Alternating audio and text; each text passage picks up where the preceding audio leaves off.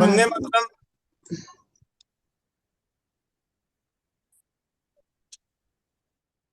वंदे मातरम। स्वस्थ समृद्ध परिवार के स्वास्थ्य रक्षक बने बनाए की कक्षा 10 जून 2026 में आप सभी का स्वागत है।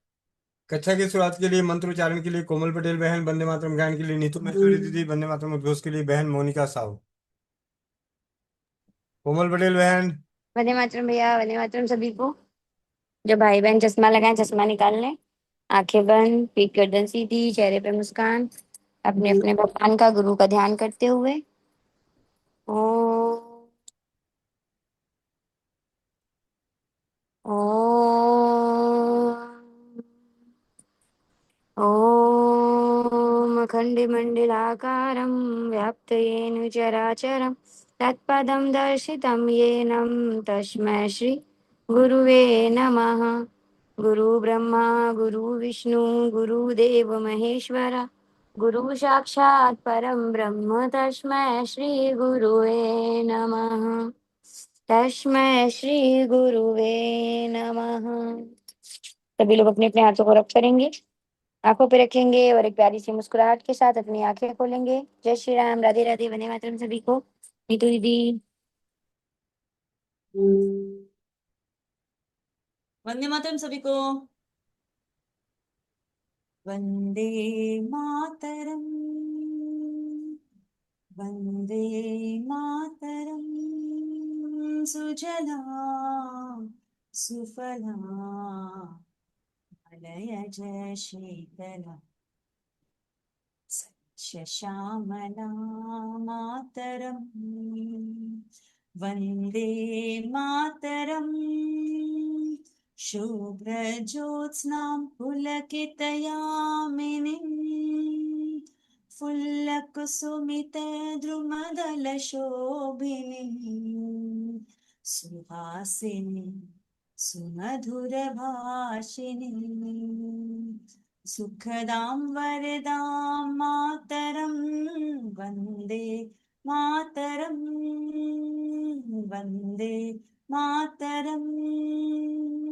कोटि कोटि कंठ गलकल निनाद कराले कोटि कोटि भुजे धृत खर करवाले अबला কেন মা এত বলে बहुबलधारिणी नमामि तारिणी उदल वारिणी मातरं वन्दे मातरं। वन्दे मातरं।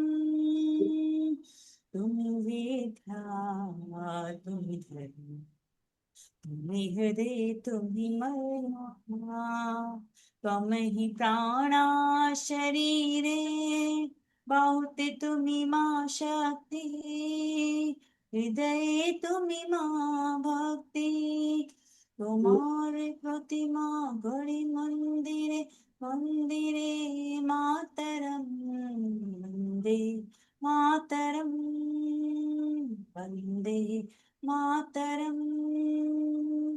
त्वं हि दुर्गा दश प्रहरण धारिणी कमला कमल दल विहारिणी वाणी विद्यादायिनी नमामि त्वां नमामि कमला कमलां मतुलां सुजलां सुफलां मातरं वन्दे मातरं। वन्दे मातरं। श्यामलां सरलां सुष्मितां भूषितां धरणीं भरणीं मातरं वन्दे मातरं। वन्दे मातरं। वन्दे मातरं। वंदे मातरम भैया, वंदे मातरम सभी को। मोनिका मोनिका बहन। बहन।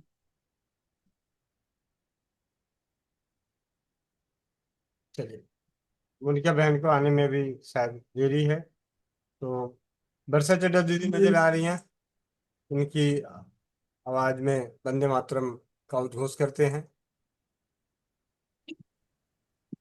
वंदे मातरम। मातरम, वंदे मातरम। मातरम, वंदे मातरम। मातरम, वंदे मातरम।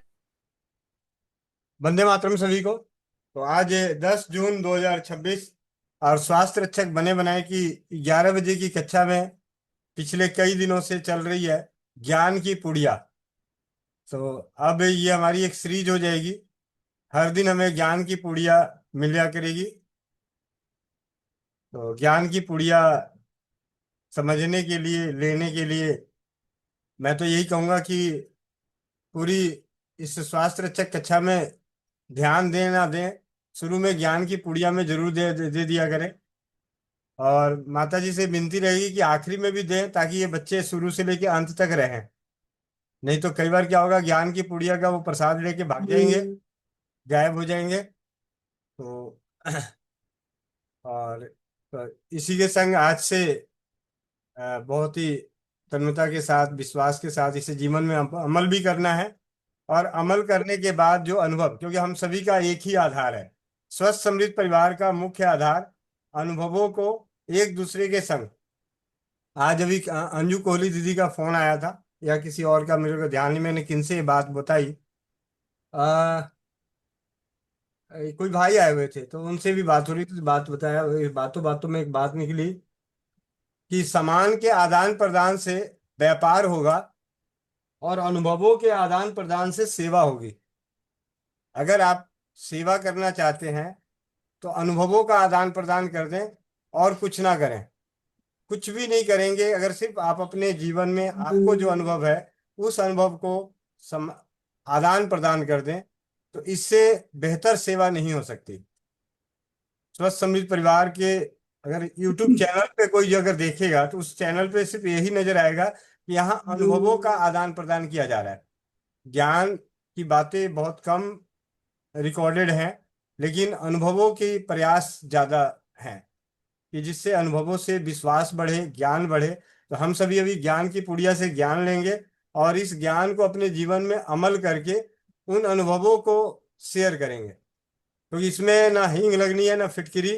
ब्यूटी क्रीम बनाने के लिए, लगाने के लिए तो फिर भी थोड़े बहुत समय और धन खर्च हो जाएगा। अपने नैतिकता के जीवन में, जीवन की इस नैतिकता के क्षेत्र में ज्ञान के आधार पे अपने रहन सहन, बात विचार, भाव, इन सब में बदलाव करते हुए जो अनुभव मिलेगा, उन अनुभवों को हम समाज हित के लिए, वर्तमान और भविष्य के लिए जग जाहिर करेंगे। इसी के संग आप सभी के माइक को अनम्यूट किया जा रहा है। माता जी का स्वागत करें, संतोष माता जी का। धन्यवाद सभी का। दीदी वंदे आपका मातरम दीदी। धन्यवाद बहुत माता बहुत जी। स्वागत है दीदी का आपका। दीदी बहुत बहुत धन्यवाद दीदी।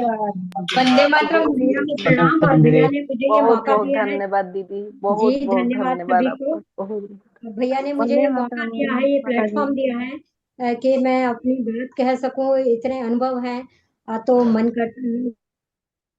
माता जी, मैंने सबके माइक म्यूट करने के चक्कर में आपका भी हो गया, तो आप अपने माइक को खोल लें। जी सबसे पहले मैं गोविंद भाई का प्रणाम करती हूँ, वंदन करती हूँ। उन्होंने ये मुझे मौका दिया है कि मैं इस प्लेटफॉर्म पर आकर अपनी बात कह सकूं और जो मेरे पास अनुभव है उनको साझा कर सकूं। क्योंकि मैं देख रही हूँ कि जो हमारे साथ जुड़े हुए हैं, जैसे कि कल मोनिका जी ने कहा था कि 40+ वाले थोड़ा ध्यान रखें, कानों में तेल डालकर आए। हिदायत दी जाती है तो हम उस हिदायत का ध्यान रखेंगे।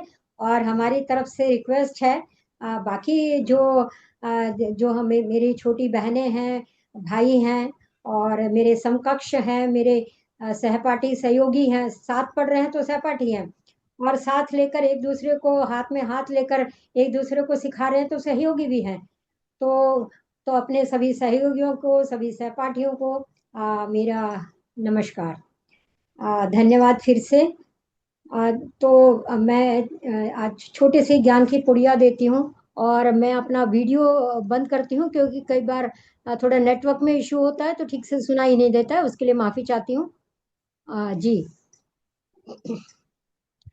तो आजकल जैसे हम जान रहे हैं कि स्वास्थ्य के जो रिलेटेड बीमारियां हैं हमारी वो कम है, लेकिन हर बीमारी का कहीं ना कहीं जो जुड़ाव है वो हमारे मानसिक स्वास्थ्य से है। हम मन से क्या सोच रहे हैं, हमारे मन के भाव क्या हैं, मन में विचार कैसे आ रहे हैं, कौन कौन से इमोशंस आ रहे हैं, उससे मिलकर हमारे जो हर सेल को हमारे इमोशंस का असर होता है। एक एक विचार का होता है। जैसे मैंने कल एक विचार उठाया था कि अगर हमने सिर्फ एक विचार लिया कि चलिए रेस लगाते हैं, सिर्फ एक विचार था और उसका कितना लंबा परिणाम था, वो कल हमने समझा था। तो एक एक विचार हम लोगों को कितना आ, हमारे जीवन में परिवर्तन लाता है वो हमने देखा। तो आज छोटा सा एक और विचार उठाते हैं सफाई के लिए। और आज मैं घर की सफाई कर रही थी, कल कहीं बाहर थी, सुबह भी बाहर थी और शाम को भी बाहर थी, तो ठीक से सफाई नहीं हुई। तो मन में प्रश्न उठा कि जैसे मैंने नहीं किया, घर का आज ठीक से सफाई नहीं की है, तो उसका क्या असर होता है। क्या घर की सफाई जरूरी है या मन की सफाई उससे ज्यादा जरूरी है। क्योंकि जितने रोग हैं साइकोसोमेटिक हैं और अगले 5 साल में आप देखेंगे इसमें निरंतर बढ़ोतरी होने वाली है। जो मन के रोग होंगे वो बहुत ज्यादा बढ़ेंगे, जिसकी वजह से हमें नींद नहीं आएगी। तो हम थोड़ा थोड़ा मन का भी ध्यान रखेंगे। मैं कोशिश करूंगी आपके मन का ध्यान रखूंगी, और भाई जी हमारे आपके स्वास्थ्य का ध्यान रखने के लिए हैं ही। तो आज बात करते हैं घर की सफाई। तो घर की सफाई कितनी जरूरी है, और जो हमारे साथ के जुड़े हैं उनको, घर में कई लोगों को सफाई का बहुत ज्यादा शौक होता है। तो शौक रखिए, लेकिन एक बात हमेशा ध्यान रखिए कि सफाई कर रहे हैं उसकी बात, इसकी वजह से कई बार हमारे घर में टेंशन हो जाती है, घर में झगड़ा हो जाता है, और हम क्या करते हैं, डांटते रहते हैं, ये चीज यहाँ क्यों रख दी, ये चीज यहाँ क्यों नहीं रखी, ये अपनी जगह क्यों नहीं रखी, यहाँ क्यों रख दिया, ऐसा क्यों कर दिया। और ज्यादातर जो है हमारा शिकायत होती है कि जो रूटीन में हमें देखने को मिलता है कि डेली जो कोई आएगा नहाकर तौलिया बिस्तर पर ही रखना है, जूते यहाँ तहाँ रखने हैं।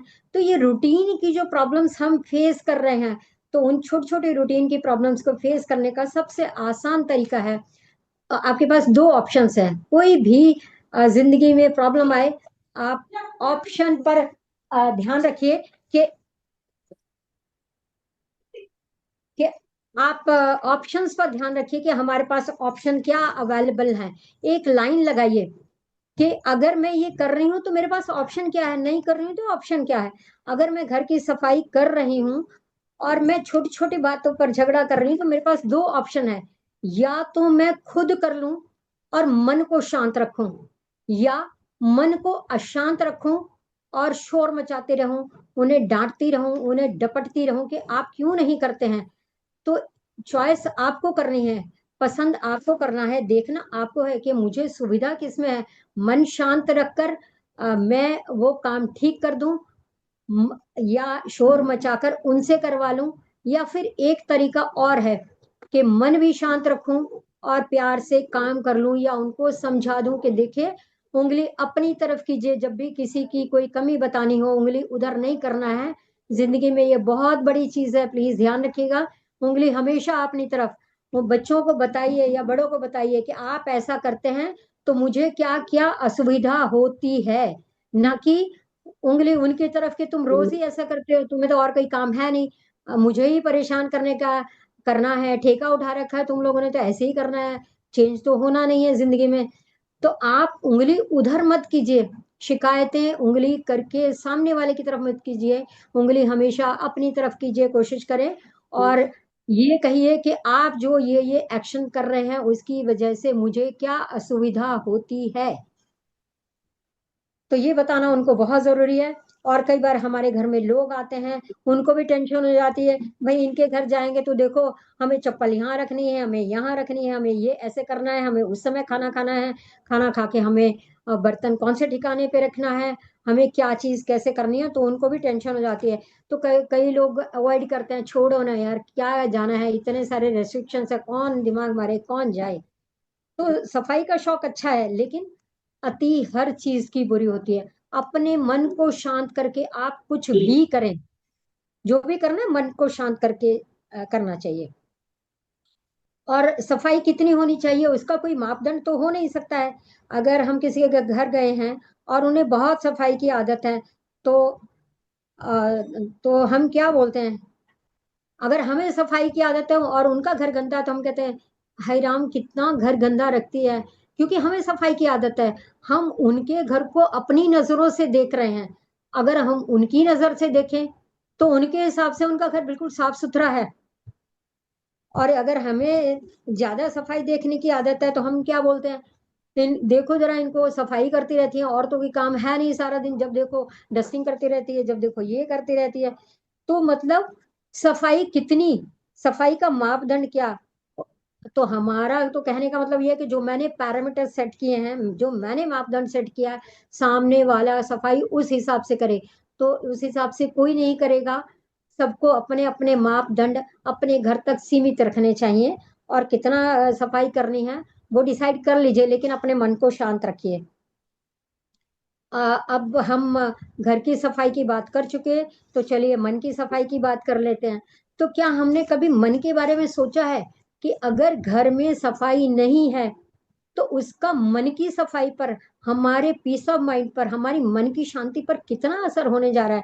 वो शायद हमने कभी एक बार एक थॉट, एक विचार भी नहीं दिया है कि अगर एक भी दूषित थॉट नहीं आए, ये हमने कभी सोचा ही नहीं। मन को विश्राम देना है लेकिन शरीर को काम देना है। हम उल्टा करते हैं, हम मन को काम दिए रखते हैं, हम सारा दिन चिक चिक चिक चिक कहना सुनना डांटना डपटना ये सब करते हैं, और आराम से बैठ जाते हैं बिस्तर पर। ये ऐसे नहीं हुआ, ये ऐसे नहीं हुआ, वो ऐसे नहीं किया। मेरा अपना मानना है कि जो है हमें जो है हमें मन को विश्राम ज्यादा देना है और शरीर से काम ज्यादा लेना है। शरीर चलाने के लिए दिया है, विश्राम के लिए नहीं दिया। विश्राम जब जरूरत है, बॉडी जब सिग्नल दे रही है तब आराम कीजिए, मना ही नहीं है। लेकिन जब बॉडी बॉडी सिग्नल दे, और ऐसा भी नहीं है कि सफाई करते जा रहे करते जा रहे 4 घंटे, कमर में दर्द हो रहा है, भूख लगी है, लेकिन आप लगे हुए हैं सफाई में। तो संतुलन होना बहुत जरूरी है, संतुलन होना बहुत जरूरी है। तो हमें ये भी देखना है कि हमने सफाई अपने मन की थी। मन की कब की थी, शरीर की तो हमने बहुत की, लेकिन मन की कब की उसका हम कभी ध्यान नहीं रखते हैं। उसको भी ध्यान रखना है। तो मन की सफाई भी समय समय पर हमें करता रहना चाहिए, क्योंकि मन की सफाई घर की सफाई से बहुत ज्यादा जरूरी है। मन के जो है किवाड़ को, अपनी कबर्ड को भी खोलिए, देखिए उसमें मन में क्या क्या दबा रखा है। किसी ने कुछ कहा है, कब सदियों पहले कहा था, साल पहले, 2 साल पहले, 10 साल पहले कहा था, वो हमने पकड़ के रखा हुआ है। और वो हमारे शरीर को कितना नुकसान कर रहा है उसका हमें एहसास तक नहीं है। तो मेरा मतलब है कहने का कि घर की सफाई उतना जरूरी नहीं है, मन की सफाई बहुत जरूरी है, अपने विचारों की सफाई बहुत जरूरी है। हमने क्या क्या मन में दबा रखा है उसको थोड़ा सा ध्यान रखिएगा। बहुत ज्यादा दिनों तक किसी भी बात को दबा कर नहीं रखें, सप्रेस नहीं करें। कहने का मतलब है आपको जो करना है, वार्तालाप करनी है, इंटरेक्शन करना है, वो कीजिए, लेकिन सप्रेस नहीं कीजिए। तो मन और घर की सफाई और तन की सफाई, सभी चीज आवश्यक है, लेकिन संतुलन भी उतना जरूरी है। ये बात कहकर मैं अपनी बात को विश्राम देती हूँ। और बहुत लंबी पुड़िया नहीं देना चाहती, ज्ञान की पुड़िया तो छोटी सी होनी चाहिए, नहीं तो ज्ञान की पोटली हो जाएगी। पोटली नहीं देना चाहती हूँ, पोटली में भार हो जाता है। जी धन्यवाद भाई जी, बहुत बहुत धन्यवाद। यदि कोई कुछ कहना चाहे, इसको काउंटर करना चाहे, कहीं मेरे विचारों से सहमत नहीं हो, तो आपका मैं स्वागत करती हूँ, वो अपनी मन की बात रख सकते हैं। धन्यवाद। जी बहुत बहुत धन्यवाद माता जी। माता जी, एक सवाल मेरा है। बताइए प्लीज। अगर अगर मतलब ये शायद हो सकता है, कई लोग बोलते हैं कि ये बीमारी ही है, लेकिन जी अपने को सफाई पसंद ही, मतलब पसंद आती है, हमें बर्दाश्त ही नहीं होता कि कुछ गंदगी है। और शरीर से कुछ एक लेवल तक ही काम हो पाता है। कोई और एक पल के लिए ये थॉट आता है कि ठीक है कोई नहीं करता तो मैं कर लेती हूँ, लेकिन कितने दिन, ये शरीर भी तो जवाब दे देता है। और आप कहते हो कि विश्राम, बिल्कुल विश्राम भी जरूरी है, लेकिन विश्राम के बावजूद अगर वो गंदगी दिखती है, एक नॉमिनल गंदगी दिखती है, तो उसको ओवरकम कैसे करें, हम अपने जी थॉट्स को कैसे नी- कंट्रोल करें? जी जी नीतू जी, मैं आपका सवाल समझ गई हूँ। इसके बारे में मेरा उत्तर ये है कि आपने सब जो भी काम है घर के, जो आपको लगता है जरूरी है, वो सब बोझ आपने अपने ऊपर रख रखा है। अपने काम को डिपोटाइज कीजिए, सुपरवाइज कीजिए, मतलब काम बांटिए, जिम्मेदारी किसी किसी को दीजिए और आप सहयोग कीजिए। लेकिन उल्टा है, आपने जिम्मेदारी सब चीजों की ले रखी है और किसी का सहयोग भी नहीं ले रहे हैं। ये स्थिति तभी बनती है कि मुझे ही करना है, क्योंकि और कोई करता नहीं है। देखिए, मैं दो तीन उदाहरण देती हूँ, आपको अभी समझ में आ जाएगा कि बच्चों के ऊपर जिम्मेदारियां कैसे डालनी है। हमारे बच्चे जब छोटे होते हैं तो हम कैसे उठाते हैं? 7 बजे अगर बच्चों को निकलना है स्कूल के लिए या किसी को भी निकलना है, तो हम 6:30 बजे शुरू हो जाते हैं या 6:45 शुरू हो जाते हैं कि उठो उठो उठो उठो। देखिए, हमें नहीं समझ है लेकिन बच्चे को समझ है। जैसे जैसे आपका वॉल्यूम बढ़ता है, आपकी आवाज, आपकी टोन चेंज होती है, बच्चे समझ जाते हैं अब समय हो गया है, अब हमें उठना है। तो मेरे कहने का मतलब ये है, तो हम उसको उनको वो आदत ही क्यों डालें कि हम 15 मिनट पहले कहना शुरू करें। मैंने अपने बच्चों को ये आदत नहीं डाली। मैंने सिर्फ शाम को सोने से पहले पूछ लेती थी। अभी भी यही पूछती हूँ, कहीं जाना है बेटा, कल कितने बजे ऑफिस जाना है? बेटी कई बार आती है ससुराल से, मैं सिर्फ ये पूछती हूँ कितने बजे ऑफिस जाना है? तो बोलती है मम्मा 10 बजे जाना है। कितने बजे उठना चाहोगी? 9 बजे। मैं 9 बजे से पहले उसको 1 मिनट पहले भी डिस्टर्ब नहीं करूंगी। और 9 बजे, क्योंकि मुझे परमिशन है कि 9 बजे उसको उठाना है, मैं बहुत प्यार से उसको हिलाऊंगी, सहलाऊंगी, जो भी करना है, जो भी मेरा तरीका है उसको हिलाऊंगी और बोल दूंगी बेटा 9 बज गए हैं। अगर उसने हूं हाँ करके रिस्पॉन्ड कर दिया, मेरी जिम्मेदारी वहां खत्म हो गई है। अब उसकी जिम्मेदारी शुरू हो जाती है, वो कितने बजे उठना चाहे, 9 बजे उठना चाहे, 9:15 बजे उठना चाहे, 9:30 बजे, वो मेरी जिम्मेदारी वहां खत्म हो गई है। अगर मैं जिम्मेदारी ओढ़े रखूंगी तो मैं 9:05 पर भी उठाऊंगी, 9:10 पर भी उठाऊंगी, 9:15 पर भी उठाऊंगी। कोई भी इतना छोटा नहीं है। जिम्मेदारी छोड़िए, एक दिन लेट होंगे, 2 दिन लेट होंगे, 3 दिन लेट होंगे, 4 दिन लेट होंगे, इससे ज्यादा लेट नहीं होंगे। आप 4 दिन लेट होने दीजिए, उनको लेट उठने का परिणाम भुगतने दीजिए, सारी जिंदगी आप आराम से रहेंगे। सिर्फ चार एक पांच दिन पॉइंट है। उसका परिणाम भुगतने दीजिए अगर लेट उठ रहे हैं। अगर कोई वो काम नहीं कर रहा है, जैसे आपने कहा कि सामान हर कोई नहीं रख रहा है, जो उसको काम दिया गया वो नहीं कर रहा है, आप वो काम छोड़ दीजिए और उनको बहुत क्लियर इंस्ट्रक्शंस क्लियर होने चाहिए आप क्या चाहती हैं। और ये भी साथ में कहिए, ये आपका काम है, आपको करना है, मैं नहीं करूंगी और किसी कीमत पर नहीं करूंगी अनलेस के कोई इमरजेंसी हो। आपको कहीं जाना है, आपकी तबीयत ठीक नहीं है, आपको कोई परेशानी है या आपके पास काम ज्यादा है, वहां मैं आपका सहयोग करूंगी, उस दिन मैं काम करूंगी। अदरवाइज रूटीन में ये आपकी जिम्मेदारी है, आपको काम करना ही है। जैसे कि मैंने अपने पति को दी है और बेटे को जिम्मेदारी दी है कि आपको सब्जी लानी ही है। आप सब्जी लाएंगे, अपने पसंद की लाएंगे, एक लाइए, दो लाइए, तीन लाइए, मैं बनाऊंगी, मुझे कोई दिक्कत नहीं है। आप नहीं ला रहे हैं, दोनों में से मैनेज नहीं कर पा रहे, दोनों में अंडरस्टैंडिंग क्रिएट कीजिए। 2 दिन का लाइए, 3 दिन का लाइए, हफ्ते का लाइए, मुझे कोई लेना देना नहीं है, आपकी जिम्मेदारी है। लेकिन आपको खाना समय पर मिलेगा। क्या मिलेगा?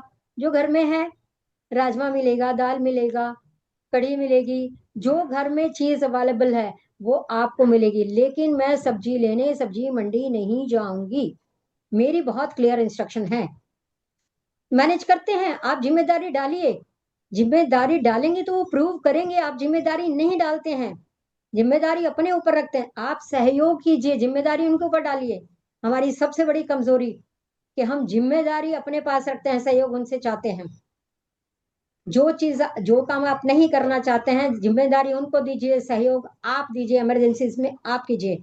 मैं समझती हूँ नीतू जी, मैंने शायद आपकी बात का जवाब देने की कोशिश की है, शायद आप संतुष्ट हैं। अगर नहीं तो आप फिर से काउंटर क्वेश्चन कर सकती हैं मुझसे। जी माता जी, मैं इस ये टॉपिक काफी लंबा जा सकता है शायद, क्योंकि कंट्रोवर्शियल हो रहा है इसमें। आप कहती हैं कि जिम्मेदारियां दीजिए, देने जी के बावजूद भी देने के बावजूद भी वो काम वो टाइम से नहीं होता है, तो हम अपना मन कैसे कंट्रोल करें कि वो उस टाइम पे काम नहीं हुआ, आपको वो काम करना है, आपको वो जिम्मेवारी दी गई है। आप नीतू बोलते हो जी कि कितने 2 दिन दिन। नहीं होगा, 3 दिन। एक सेकंड माता जी, मैं एक बार आपको हम्म। पूरा मैं क्लियर कर देती हूँ, मैं भूल जाऊंगी जी। वरना। हाँ बोलिए मैं प्लीज। कह रही हूँ कि जैसे आप बोले ना कि छोड़ दीजिए, उनके हम्म। हाथ पे ये काम दिया हुआ है, अगर नहीं करता है 2 दिन छोड़ दीजिए, 4। यहाँ तो ये सीन है कि आप 5 दिन छोड़ दो, वही का वैसा का वैसे ही मिलेगा।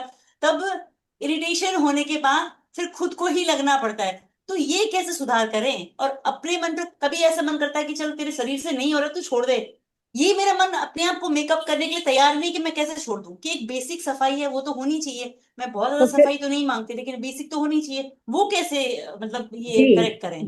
जी नीतू जी, उसका एक तरीका है। उसका एक तरीका है, सबसे पहले आप 2 मिनट अपने साथ बैठिए, सेल्फ टॉक कीजिए, अपने साथ बात कीजिए।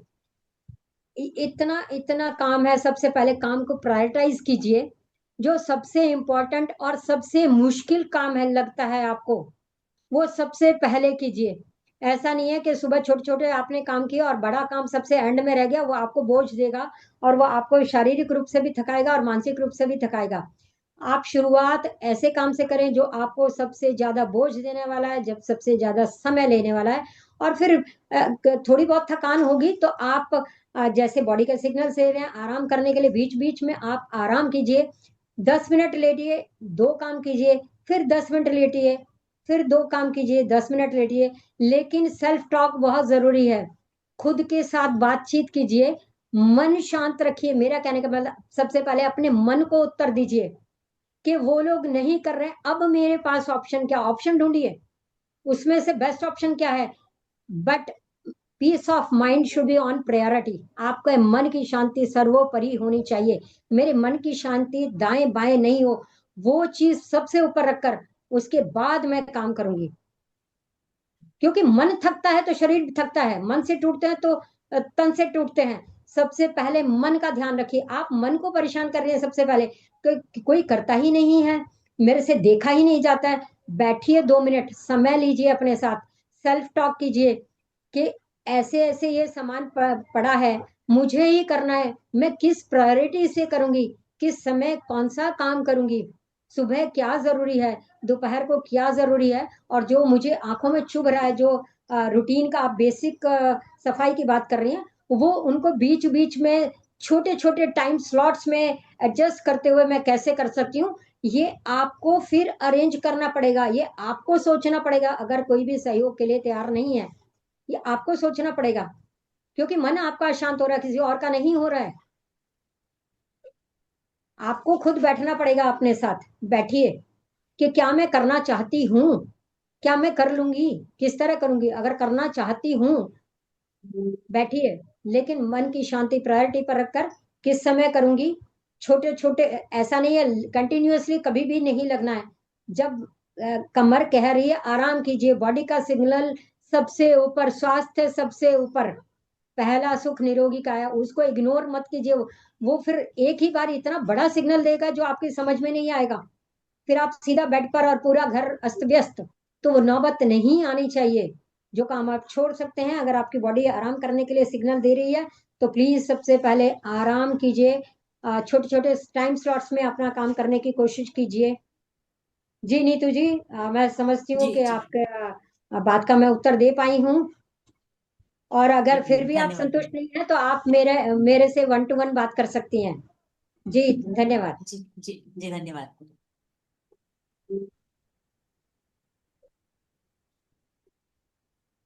और किसी के मन में कोई प्रश्न हो तो दो पूछ सकते। हैंड दो हैंड रेस और है, 3 हैंड रेस और आ गया। ठीक है। जी भाई जी, अगर समय है तो आप ले लीजिए, मैं तो उत्तर देने के लिए तैयार हूँ।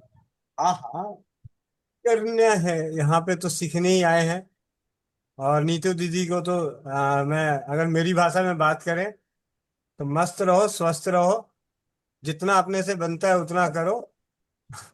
जिम्मेवारियां समझाना देना, मैं तो खुद इस चीज का भुगत भोगी हूँ, सुबह से लेकर शाम तक भुगतता रहता हूँ।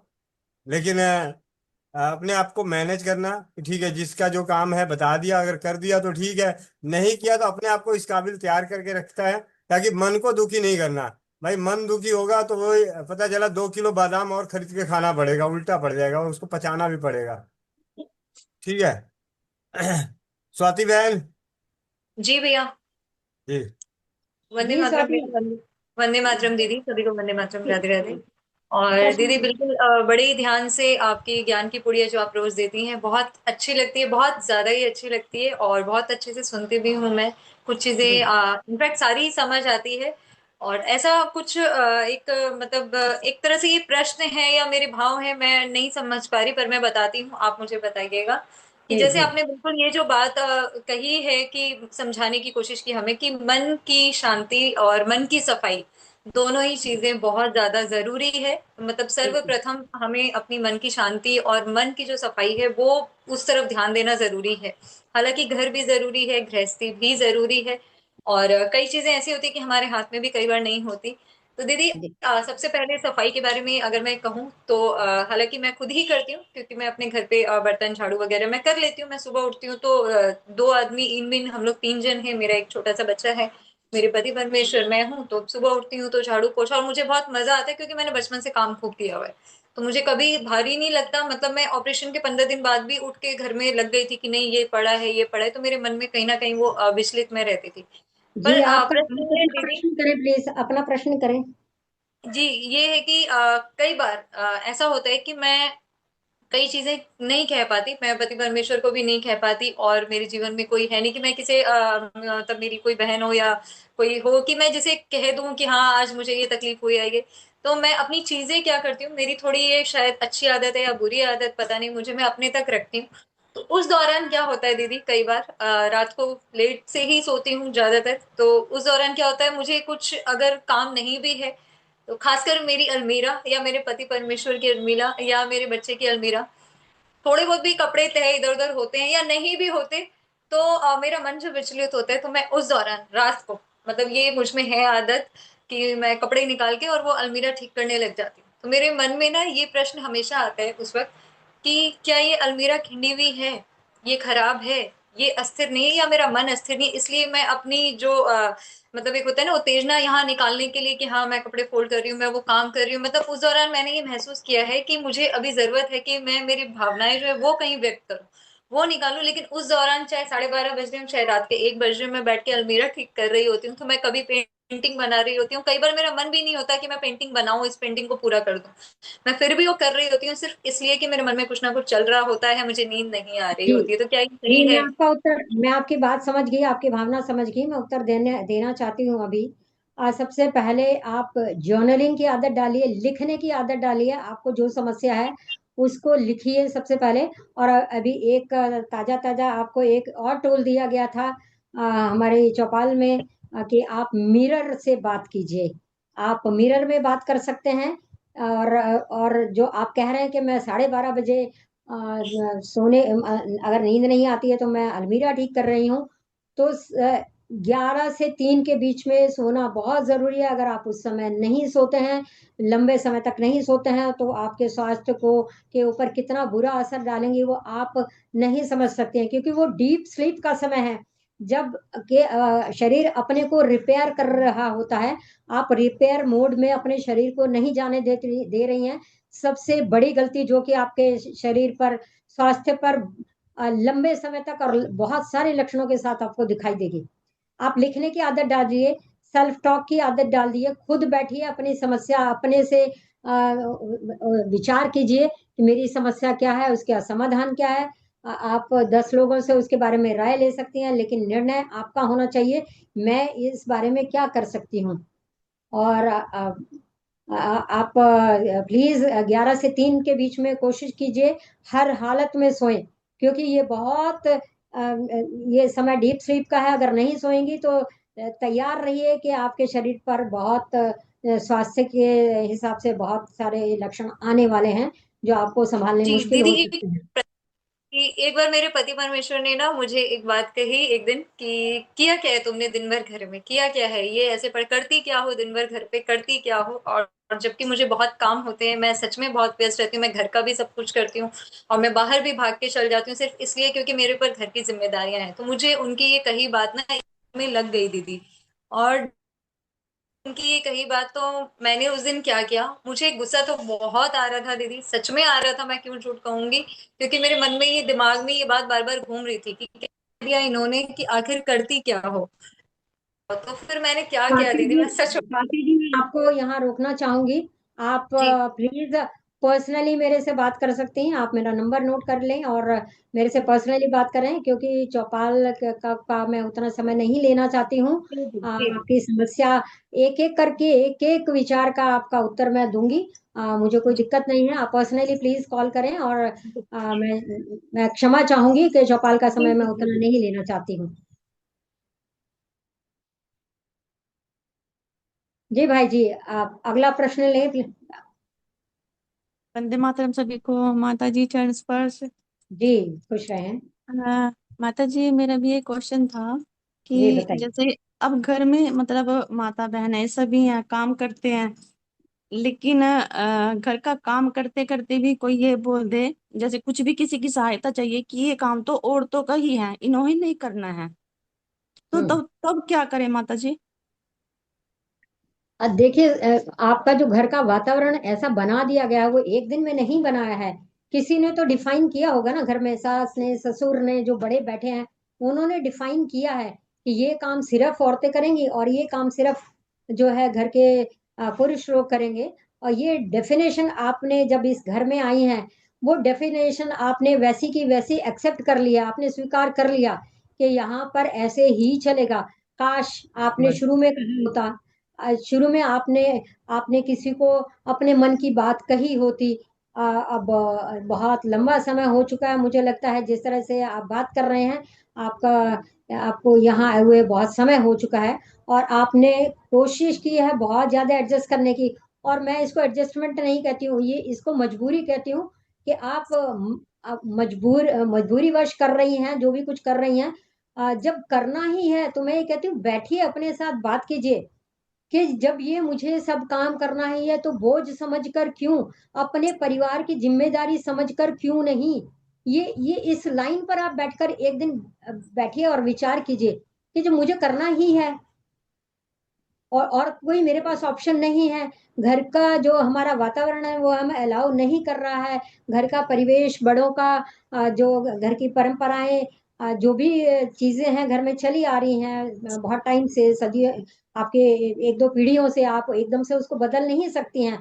तो आप खुद बैठिए अपने साथ और खुद अपने आप को समझाइए सबसे पहले कि जब ये सब कुछ मुझे करना ही है और आपने मान ही लिया है मुझे करना है, तो फिर अपने साथ बात कीजिए कि जब मुझे करना ही है तो बोझ या मजबूरी समझकर क्यों, खुशी से क्यों नहीं। करना तो तब भी है, तब भी आप कर रहे हैं।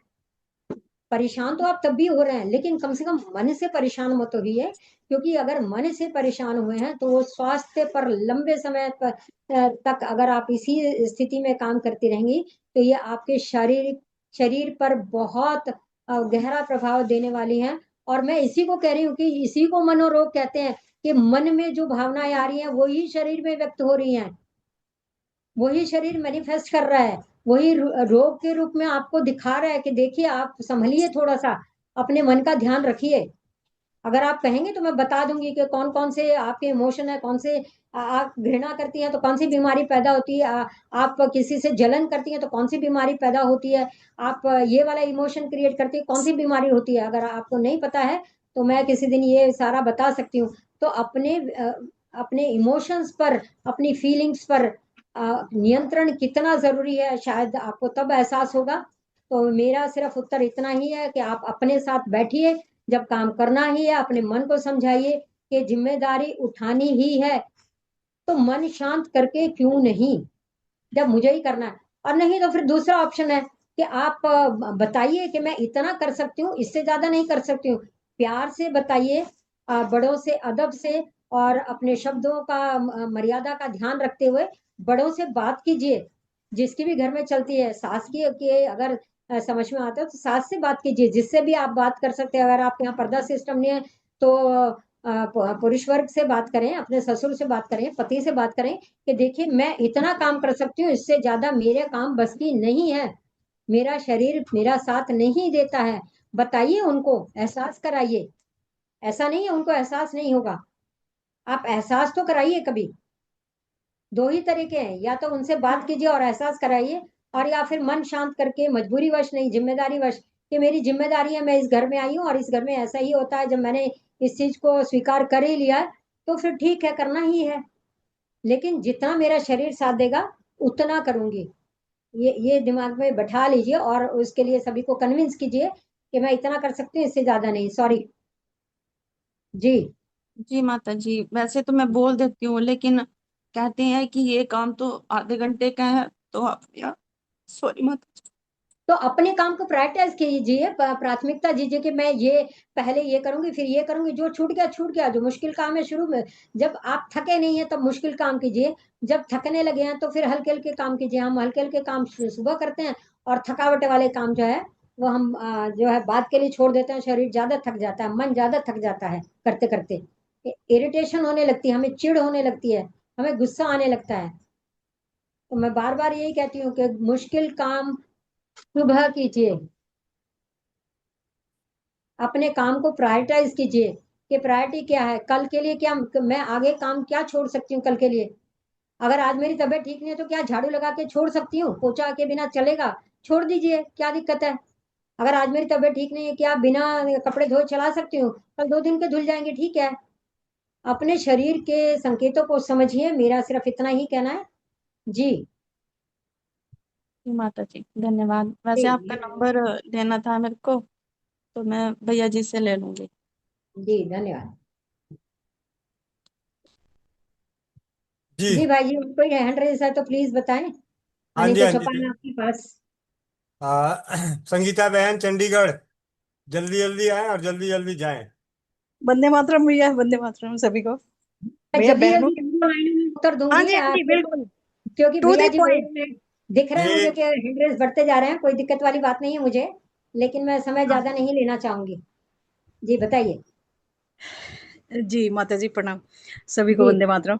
अ, जी खुश रहें, बताइए। हाँ, माता जी आपने जो भी कहा हमने बड़े गौर से सुना, बहुत अच्छी बातें आपने की। जी सभी बहनों जो तकलीफ है ना, जो अभी बहन ने भी बताया, पीछे भी नीतू दीदी ने बताया, वो दिल की बातें थी, हर जी बहनों की दिल की बात थी। बिल्कुल लेकिन बिल्कुल। मैं बहनों से इतना गुजारिश करूंगी, क्योंकि मैं भी उसी दौर से गुजर रही हूँ शुरू से लेकर अभी तक, ठीक है। लेकिन हम लोग क्या करते हैं ना कि अपने मन में वो बात को रख लेते हैं। जैसे एक नदी है, बिल्कुल बहती है तो उसका पानी साफ आता है ना, और जो बिल्कुल। अगर उसको तालाब में बांध दिया जाए तो गंदा होगा ना। वैसे ही मन में जो बात हमने रख ली, अभी थोड़े दिनों से हमारे घर में कुछ ऐसे चल रहा था कि मैं मन से परेशान थी, और मेरे सिर के बाल गंजे हो गए, बाल उखड़ गए वहां से, ऐसा उसका असर आया। तो मन में जो बात हमने रखी वो कहीं ना कहीं तालाब की पानी की तरह हमें सड़ाएगा। उसको बहा दो, उस हमें जीना नहीं आता हम बहनों को।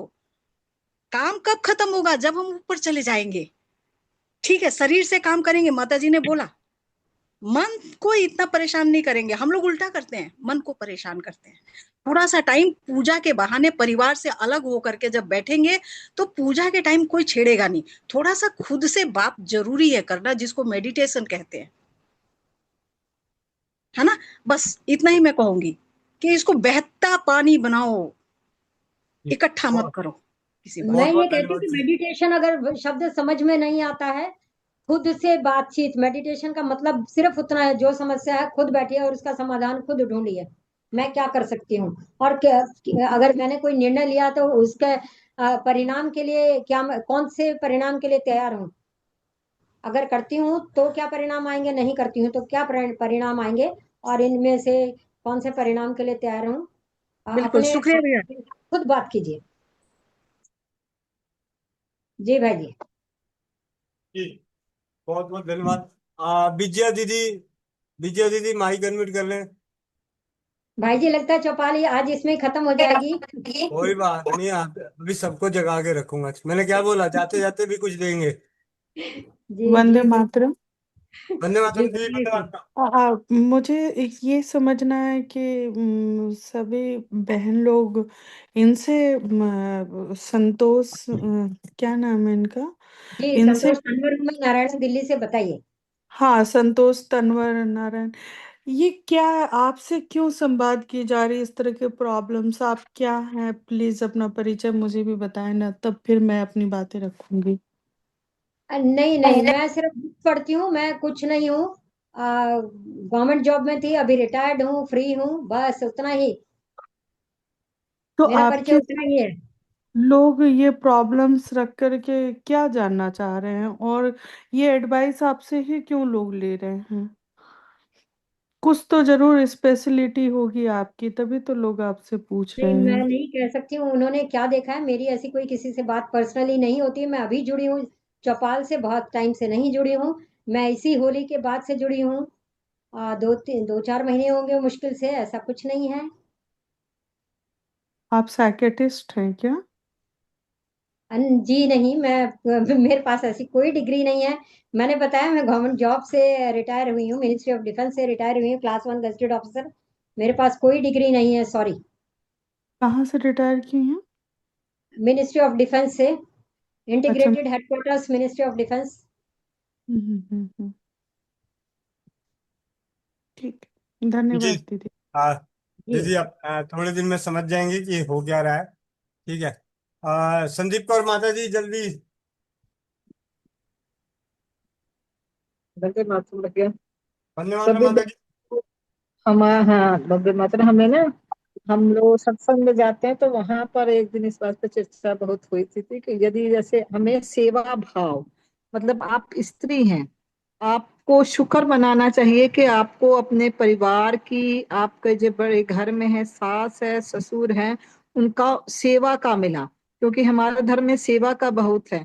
तो बोलते हैं कि आप घर में सेवा ना करके यदि आप गुरुद्वारे में करते हैं तो वो उसके कोई काम नहीं, जब बाहर सेवा करते हैं तो उसका कोई फल नहीं, घर के लोग को दुखी होके। तो जहां भगवान ने आपको सेवा के लिए चुना है, यदि उन्होंने आपको माँ दी है, सास दी है, ससुर दिए हैं, बच्चे दिए हैं, और खासकर स्त्री रूप में जन्म दिया है, तो वो सेवा के लिए, आप इसे बोझ समझ के नहीं, एक सेवा भाव से इसे अपनी फर्ज निभा कर करेंगे तो वो मन आपका दुखी नहीं होगा। कि आप शुक्र, उसके लिए शुक्र करें भगवान से कि ये शुक्र है आपने मुझे सेवा के लिए चुना है, और परिवार की सेवा सबसे पहली है, तो वो खुशी खुशी आप ये सारे काम कर सकेंगे। धन्यवाद भैया। जी, बहुत सुंदर दीदी। मेरी बात को आपने कॉम्प्लीमेंट किया, पूरा किया है जो मैं कहना चाह रही हूँ। मेरे भाव आपने बहुत सुंदर तरीके से और उसमें ऐड किया है। धन्यवाद आपका। जी। सुनीता शर्मा दीदी। वंदे मातरम भैया। वंदे मातरम संतोष माता जी। जी बहुत अच्छा लगता है, आप रोज आपकी जादू की पुड़िया आप खोलते हैं, मैं रोज सुनती हूँ। और मैं साथ में साथ काम भी, अपने किचन में खाना भी बनाती रहती हूँ। बहुत अच्छा लगता है आपकी बातें सुन के। जी जैसे कि आज आपने बोला कि सफाई के बारे में बात करिए कि भी घर की सफाई या मन की सफाई। तो एक चीज मैं भी बोलना चाहती हूँ कि मेरे जो मन में, जैसे मुझे किसी ने कुछ कह दिया तो मेरे भी क्या वो बात ना मन में घर कर जाती है, वो निकल नहीं पाती है। तो मुझे उसके लिए क्या करना चाहिए? जैसे कई साल पहले, बरसों पहले, जैसे हस्बैंड ने कुछ बोला था, वो बात आज भी जब कभी लड़ाई वगैरह होती है, कुछ भी बात होती है, तो वो बात मुझे मतलब सडनली याद आ जाती है और मैं उनको कह भी देती हूँ मैं।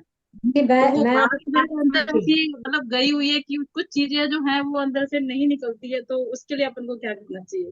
जी जी, मैं आपकी बात समझ गई, जो कुछ आप कहना चाह रही हैं कि अगर किसी ने कुछ कहा तो मैं बात मन में रख लेती हूँ। अब मैं, मेरा बार बार यही कहना है कि उसको मन में दबा कर मत रखिए। देखिए, एक चीज होता है सहना, एक होता है सामना करना। हमने सामना परिस्थितियों का करना है, अपने घर में परिवार के सदस्यों का सामना नहीं करना है, वहां समाना है। और हमें ये समझना है कि सबका व्यक्तित्व अलग अलग है। हर एक व्यक्तित्व जो है उसमें कोई कमी है, कोई खूबी है। आपके अंदर कोई और कमी और खूबी है, दूसरे परिवार के सदस्य में कोई और कमी और दूसरी खूबी है, तीसरे परिवार के सदस्य में और कोई कमी और एक दूसरी खूबी है। सभी में सेम कमी और सेम खूबी ना हुई है, ना हो सकती है, क्योंकि प्रकृति ने रचना ऐसी बनाई ही नहीं है। और कितना भी नालायक क्यों ना व्यक्ति हो, भगवान ने एक गुण उसमें ऐसा डाला है जिसकी वजह से हम उसकी इज्जत कर सकते हैं। हम जो है उसके ऊपर गर्व कर सकते हैं, प्रोवाइडेड हम उसको तराश सकें कि क्या भगवान ने उनको वो दिया है। तो कुछ कमियां वो हमारी बर्दाश्त कर रहे हैं, हम हमें सिर्फ ये लगता है कि हम दूसरों को बर्दाश्त कर रहे हैं। हमें ये भी सोचना है कि दूसरे भी तो हमारी कमियों को बर्दाश्त कर रहे हैं, अगर हम कुछ कर रहे हैं तो वो भी बर्दाश्त कर रहे हैं। ऐसा नहीं है केवल आप ही कर रहे हैं, दूसरा पक्ष भी देखिए कि वो भी क्या क्या कर रहा है। अगर पति ने कुछ कह दिया तो बैठिए, मैं फिर बार बार कह रही हूँ, सेल्फ टॉक कीजिए, अपने मन को उत्तर दीजिए। तो चॉइसेस क्या हो सकती हैं? पहला उत्तर हम कह सकते हैं, उनकी आदत है बोलने की, अपने मन को शांत कर लीजिए। वो 5 मिनट 10 मिनट बोलेंगे, उनकी आदत है, क्योंकि वो घर से बाहर गए हैं। हो सकता है रास्ते में बाहर निकलते ही वो साइकिल स्कूटर पर गाड़ी पर गए हैं, कहीं किसी से कहा सुनी हो गई है, रास्ते में कहीं गए हैं वहां कहा सुनी हो गई है, ऑफिस में गए हैं या अपने कार्यस्थल पर गए हैं, दुकान खोली है, वहां वर्करों से कारीगरों से बहुत सारी बातें हो गई हैं। वो इतना कुछ इकट्ठा करके घर में लाते हैं, हम उनको समझने की कोशिश नहीं करते कि वो कितने सारे स्ट्रेस लेकर घर में आ रहे हैं। हमारे पास अपने स्ट्रेस हैं, इसमें कोई डाउट नहीं है, मैं समझ रही हूँ कि जो हम घर में हमारे पास भी स्ट्रेस है, हम उम्मीद करते हैं कि वो भी हमें सुने, वो भी हमें समझे कि हम सारा दिन क्या करते हैं। वो एक लाइन में कह देते हैं आप क्या करती हैं, लेकिन क्या हमने वहां खड़े होकर, उनकी जगह खड़े होकर ये सोचा है कि वो आज सारे दिन किन परिस्थितियों में रहे हैं, किन किन परिस्थितियों से निकल कर आए हैं, और हमारा एक मीठी सी लाइन भी वो उनको चुभ जाती है। क्यों क्यों चुभ जाती है? क्योंकि सारा दिन का वो इकट्ठा हुआ है फ्रस्ट्रेशन। आपने सिर्फ थोड़ा सा, वो कहते हैं आग में घी डाल देना, वो तो आग पहले ही इकट्ठी है, ये इतने सारे थॉट्स वो पहले ही लेकर आए हुए हैं सब रास्ते से। तो वो तो कोई और भी किसी ने कहा था, प्यार से भी कहा था, वो तब भी इतनी ही इरिटेशन से, नाराजगी से उन्होंने बात करनी ही थी, वो कोई भी होता। तो हम एक दूसरों को समझने की कोशिश करें, एक दूसरों की कमी कमजोरियों को समझने की कोशिश करें, एक दूसरे में जो विशेषताएं हैं उनको समझने की कोशिश करें। और जो हमारे परिवारों में, हमारे भारतीय समाजों में मैं कमी देख रही हूँ, खास करके हमारे भारतीय परिवारों में, कि हमें एक दूसरे को अप्रिशिएट करना नहीं सिखाया जाता है, जो कि बहुत जरूरी है। जो हमारे मन की मतलब हर इंसान की जरूरत है, हर इंसान के मन की जरूरत है कि कोई उसको अप्रिशिएट करे, उसका कोई उसको कोई प्रशंसा करे कि तुमने बहुत अच्छा किया है। तो मैं ये सभी तो बहनों से गुजारिश ये तो करूंगी, ये तो माता जी कभी हम लोग सुनते ही नहीं है कि भाई ये आप मैं वो कह लोगों रही ने हूँ, बहुत परिवार अच्छा ये, काम किया ये है। सबसे बड़ी कमी है। ये सबसे बड़ी तो कमी है। और ये भैया के जैसे हम लोग अभी समृद्ध परिवार से जुड़े हैं, उसके बाद तो हम लोग जैसे अपने काम में बहुत ज्यादा बिजी हो गए हैं। और ये भैया का ही आशीर्वाद है कि आज उन्होंने मुझे इस लाइन में लगाया। और मैं मतलब मुझे ये है कि मैं बहुत बिजी रहती हूँ, मुझे खुद ही बिल्कुल भी टाइम नहीं मिलता है। तो वो बातें मेरे लिए थोड़ी बहुत कम हो गई है, लेकिन ये चीज है कि दिमाग में कभी कभी जैसे आती है वो पुरानी बातें याद, वो निकलती नहीं है। वो इसलिए वो इसलिए याद रहती हैं क्योंकि आपने अंदर रख लिए बंद करके, उसको साफ नहीं किया, उसको चॉइस नहीं दी है कि मेरे पास ये चॉइस है। उनकी आदत है, क्या करूं, कोई बात नहीं, बोलते ही हैं 5 मिनट बोलते हैं ना, लेकिन उसके बाद 5 मिनट घटा दीजिए 24 घंटे में, उतने टाइम तो मेरे साथ ठीक से रहते हैं, परिवार के साथ ठीक से रहते हैं, वो भी तो आप देखिए। तो दोनों पक्षों को देखने की कोशिश कीजिए, एक पक्ष मत देखिए कि उन्होंने एक लाइन आपके लिए गलत बोली, लेकिन 10 लाइनें शायद अच्छी भी बोली होंगी। ऐसा तो कोई नहीं है कि सारा दिन कमियां ही निकालता रहे, नहीं, चुप हाँ रहते वो हो। ठीक है। अप्रिसिएशन तो खैर कभी मिलता नहीं है। नहीं, वो हमारे आ, परिवारों में बहुत बड़ी कमी है, नहीं करते हाँ। हैं। और मैं ये प्रश्न अगर वापस वाइस वर्सा आपसे पूछूं, क्या आपने कभी अप्रिशिएट किया? हाँ, कभी मैं तो करती हूँ, कभी कभी लगता है कि जैसे भी ये बात काम बहुत अच्छा किया तो मैं करती हूँ, बट उधर से कभी रिस्पॉन्ड नहीं आता है, अप्रिसिएशन कभी नहीं आता है। आप उनसे उम्मीद मत कीजिए, मेरे कंट्रोल में जो मैं वो करूंगी, आप दूसरे से उम्मीद मत कीजिए। वो दूसरे सही है। क्या करेगा वो उसकी इच्छा है, और वो कब करेगा वो भी उसकी इच्छा है, करेगा या नहीं करेगा वो भी इसकी इच्छा है। बिल्कुल सही है, बिल्कुल सही है। बहुत ठीक है, बहुत धन्यवाद माता जी आपका आपका। बहुत नियंत्रण, अच्छा लगता है, बहुत अच्छा लगता है, आपकी बातें सुनना बहुत अच्छा लगता है। आपका जी नियंत्रण धन्यवाद। आपके हाथ में होना चाहिए। क्यों हमें किसी से अप्रिशिएशन चाहिए? मैं कहती हूँ अगर आज आज आज अच्छा खाना बनाए, खुद अपनी पीठ ठोके, शाबाश संतोष क्या मस्त खाना बनाया आज, सही ट्रीट है। घर में ही। खुद क्यों इंतजार करनी है कोई और हमें शाबाशी दे? खुद अपनी पीठ ठोकिए, मिरर में खड़े होइए ना, वाह आज क्या सुंदर खाना बनाया, क्या आज होटल में को भी माफ कर दिया मैंने, शेफ क्या चीज है मेरे सामने। खुद को अप्रिशिएट कीजिए। क्यों दूसरे से उम्मीद कर लगाए बैठे हैं, अपेक्षाएं, इतनी उम्मीदें दूसरों से क्यों, अपने से क्यों नहीं। जो उम्मीद दूसरों से लगा रखी है अपने से लगाइए प्लीज, आपकी बहुत सारी समस्याओं का समाधान होगा। और मन में गांठ बांध कर मत रखिए, गांठें खोलिए, गांठें खोलिए, जी जी आपके जी, पास से बहुत पर बहुत कम धन्यवाद। वजन होगा। अपने आप को अभी आपने कहा, अपने आप को व्यस्त रखिए, सबसे आसान तरीका है चीजों को भूलने का, व्यस्त रखिए। खाली है तो दिमाग तो घूमेगा, हाँ, खाली है तो दिमाग घूमेगा, सही है, या तो बिल्कुल, बहुत बहुत शरीर धन्यवाद। को काम दीजिए या मन को काम दीजिए। हाथ को काम दीजिए जो घर का है, और मन को काम दीजिए। वो कहते हैं ना, हाथ कारवल अते पंजाबी में माता जी बताएंगे जो ये जिन्होंने अभी बताया, कौर मैडम ने सत्संग में जो जाते हैं, कि जो दिमाग जो है यार के पास होना चाहिए, और हाथ जो है कार मीन्स काम में होना चाहिए, घर के काम में हाथ से काम करें, और दिमाग जो है प्रभु में लगाएं। जो भी आप जिसको भी मानते हैं, चैंटिंग करते हैं। मैं कहती हूँ समय पता नहीं लोगों को कैसे मिलता है, मुझे हैरानी होती है। मुझे तो 1 सेकंड का समय नहीं मिलता है, किसी से कोई बात करता है ना तो मेरे को ऐसा लगता है यार फालतू की बात कर रहा है, और बात को घुमाकर मैं निकल जाती हूँ। भगवान ने इतना कुछ दिया है धन्यवाद करने के लिए। मैं कहती हूँ धन्यवाद करते करते करते आपका मुंह थक जाएगा, आपको समय नहीं मिलेगा, और कुछ सोचने का कैसे सोचते हैं लोग, मुझे ये समझ नहीं आता। धन्यवाद शुरू करना कीजिए अपने हर बॉडी पार्ट का। खाने बैठे हैं, धन्यवाद कीजिए जहां से खाना शुरू हुआ है बनना और आपकी थाली तक पहुंचा है। कड़ी में जो जो इंसान है सब्जी खा रहे हैं, उस जहां से शुरू हुई है, और जिस कड़ी से पहुंचते पहुंचते रेडी वाले से आपने खरीद के कितनी कड़ियां हैं, हर इंसान का धन्यवाद दीजिए। हर परिस्थिति का धन्यवाद कीजिए। सोकर उठे अपने बेड का धन्यवाद दीजिए, पंखा चल रहा है, एसी चल रहा है, कितना सुकून दे रहे हैं, हर चीज का धन्यवाद दीजिए। समय कहाँ है शिकायतों का, मुझे ये समझ नहीं आते। शुक्राना कीजिए। शुक्राना जिस दिन सीख जाएंगे कंप्लेंट्स खत्म हो जाएंगी। आप लोग शुक्राना करना नहीं सीख रहे हैं, कंप्लेंट्स नहीं, शुक्र है, बस शुक्र है, शुक्र है, शुक्र है। चाहे परिस्थिति कैसी भी हो, शुक्र है। ये भी कुछ सिखाने के लिए आई है। परिस्थितियां बिना बात नहीं आती। जो अच्छे एक्टर्स होते हैं उनको किरदार उतना ही टफ मिलता है। अगर आपके पास परिस्थितियां टफ हैं तो समझिए, मिरर के सामने खड़े हो जाइए और शाबाशी दीजिए, सबसे अच्छी एक्ट्रेस मैं, क्योंकि इतना मुश्किल किरदार मिला है मुझे निभाने के लिए, और मैं बहुत सुंदर तरीके से इस किरदार को निभाऊंगी। जो भी प्रभु ने मुझे दिया है, अपने परिवार के प्रति दिया है, अपने समाज के प्रति दिया है। जी धन्यवाद। जी, मेरे बहुत बहुत ख्याल से धन्यवाद आपका। मेरे ख्याल से इसी बात में बाकी सभी लोगों के प्रश्नों का उत्तर आ गया होगा।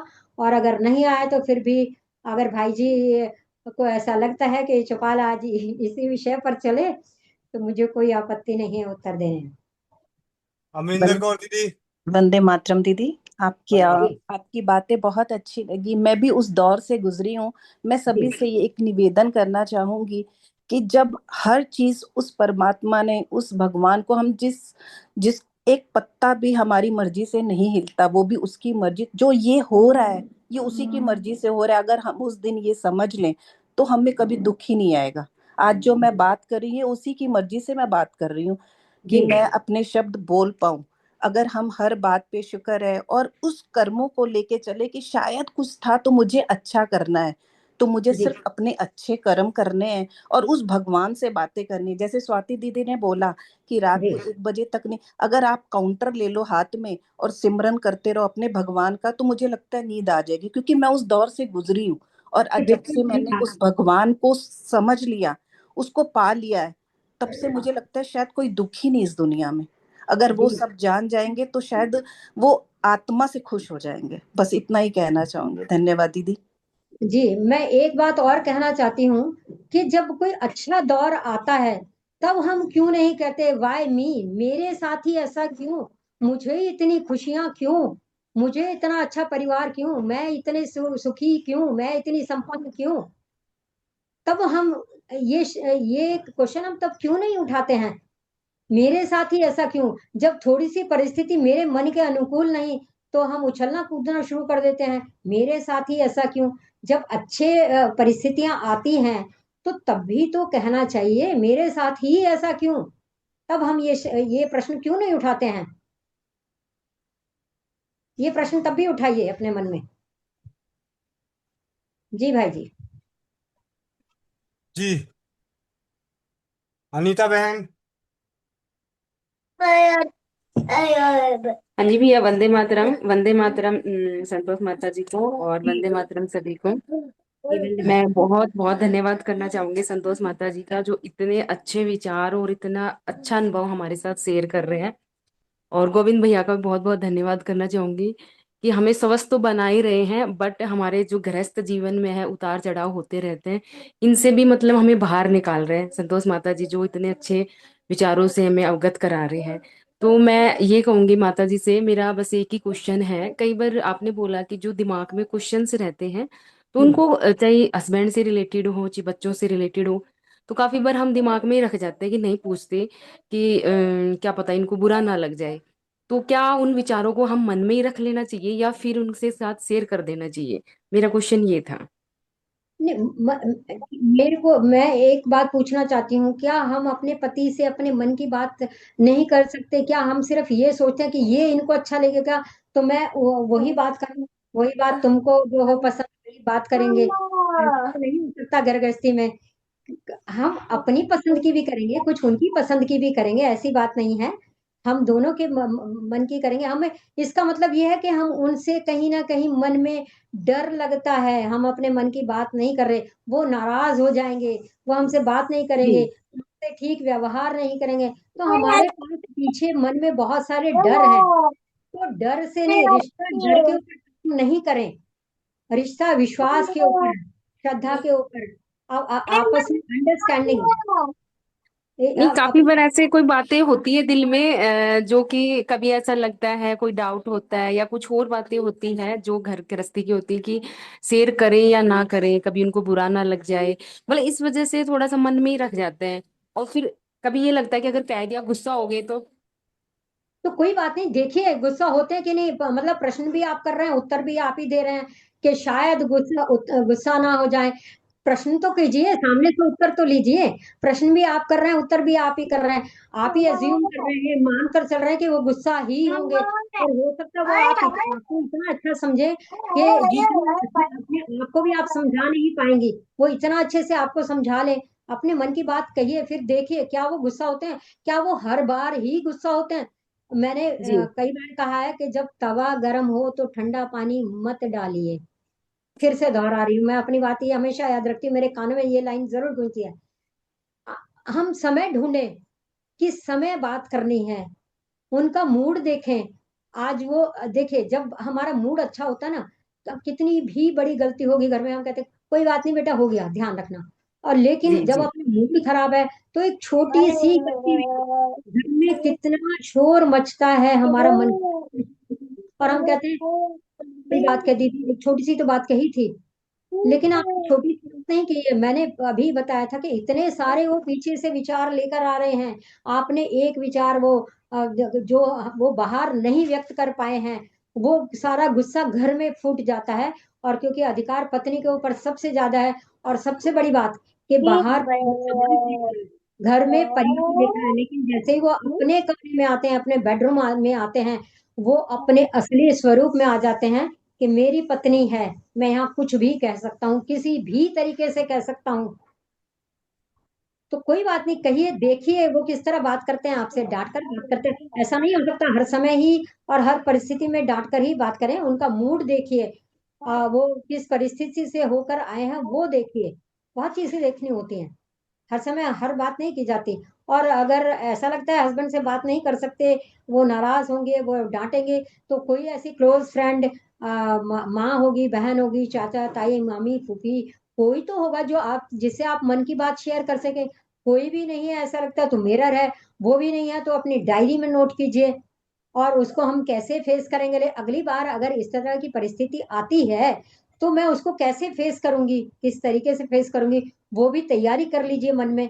थोड़ा से रिहर्सल हो जाती तो आसान हो जाता है, क्योंकि कुछ जी माता जी, नहीं जैसे कि सॉरी इंटरप्ट कर रही हूँ, बट जी नहीं बिल्कुल मेरा ऐसा होता है कि काफी बार जैसे अंदर की बातें बहुत हो जाती है, कई बार हम मतलब पतिदेव से शेयर नहीं कर पाते, तो फिर मैं ये सोचती हूँ कि अपने भगवान जी से शेयर कर दूं। तो मैं जी उनके चरणों में बैठकर उनसे सारी बातें शेयर कर देती हूँ, और आई थिंक जहां तक मुझे लगता है इसका आंसर आता भी है टाइम के अकॉर्डिंग। जैसे बिल्कुल सिचुएशन चेंज होती है, आप टाइम आया, तो भगवान जी उस चीज का आंसर भी देते हैं कि आपने मेरे से ये बातें शेयर की थी और उसका रिजल्ट ये है। किसी ना किसी के थ्रू आता है वो चीजें। जी, बिल्कुल आता है। भगवान इंटरवीन कहाँ करते हैं? अगर ये बात आज बहुत बड़ी कर दी है, चौपाल लंबी चल जाएगी लंबी चल जाएगी। भगवान कब इंटरवीन करते हैं अगर नहीं पता है तो ध्यान रखिएगा। जी देखिए, अगर इंसान लड़कर आए हैं, किसी ने एक थप्पड़ मारा, सामने वाले ने दो थप्पड़ मारे, अगर घर में आकर बच्चा कहता है कि उसने मुझे थप्पड़ मारा, तो हम क्या कहते हैं कि तुमने भी तो मार लिया, तो तुम्हारी गलती ऐसा तो नहीं है, उन्होंने एक मारा तुमने दो मारे, बात तो है गलती गलती से तुमने गलती की, उसने गलती, तो दो गलतियां मिलकर ठीक नहीं हो जाएंगी, है ना? तो जी उसने छोटी गलती की, तुमने बड़ी गलती की। भगवान कहाँ इंटरवीन करते हैं? कि जब आप चुप रहते हैं, जी जब आप चुप रहते हैं और उनको कुछ कहते हैं। जैसे कि आपने बहुत सारे हमारे उदाहरण देखे होंगे, बहुत सारे भक्तों के उदाहरण देखे होंगे कि जब उनको कोई कष्ट होता है वो भगवान को कहते हैं, और किसी को, दुनिया को उन्होंने कभी कुछ नहीं कहा, अपशब्द नहीं कहे हैं, और भगवान ने किस तरह से उनका साथ दिया है, सहयोग दिया है, उसका उत्तर दिया। और आपने अपने परिवार में भी बहुत जगह देखा होगा, जो इंसान बहुत सहता है और जिसने परेशान किया होता है, वो कहते हैं जवानी में आप हंस हंस के जो है किसी से गलत कह देते हैं, किसी के साथ गलत व्यवहार कर देते हैं, लेकिन जब बुढ़ापा आता है और उन व्यवहारों को का परिणाम भुगतने का समय होता है, वो सारे परिणाम उस समय आते हैं। तो ध्यान रखिए कि आपका फ्यूचर क्या होगा, आपका भविष्य क्या होने वाला है, वो आपका व्यवहार, आज का व्यवहार तय करेगा। जी माता जी। जी धन्यवाद।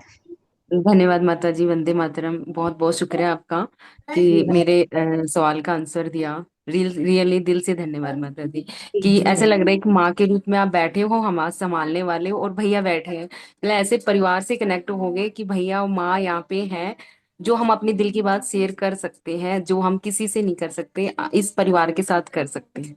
तो बहुत बहुत दिल से धन्यवाद भैया जी और माता जी और इस परिवार का। देखिए, हम दोनों चीजों की चिकित्सा करेंगे भैया जी, आपके स्वास्थ्य की करेंगे, तन की करेंगे, और मैं कोशिश करूंगी आपके मन की करूंगी, क्योंकि आगे मन से रोग होंगे। वो योग की करेंगे लेकिन मन से शुरू हो रहे हैं, तो मन की चिकित्सा पहले जरूरी है। मन का ध्यान अपना खुद रखिए, सबसे पहले मन का, और फिर तन का। तन में आधे कष्ट खत्म हो जाएंगे, आपकी शारीरिक समस्याएं खत्म हो जाएंगी अगर आप तन का ध्यान रखना सीख लें। और कहीं जुड़े, सत्संग में जुड़े, किसी अच्छी किताब को पढ़ें, स्वाध्याय करें, कोई भी रिलीजियस बुक को पढ़ें, चाहे रामायण पढ़ें या जो भी आपकी पसंद की है, जिस भी आप धार्मिक संस्था, किसी भी मत पंथ को मानते हैं, उसकी पुस्तक पढ़ने की आदत डालिए सोने से पहले, क्योंकि जो हमारे लास्ट थॉट होते हैं, जो हमारे आखिर के विचार होते हैं, वो पूरा रात काम करते हैं। तो इसलिए रात को सोने से 10 मिनट पहले आप क्या सोच रहे हैं, वो आपका अगला दिन निश्चित करता है कि आपका अगला दिन कैसा जाएगा।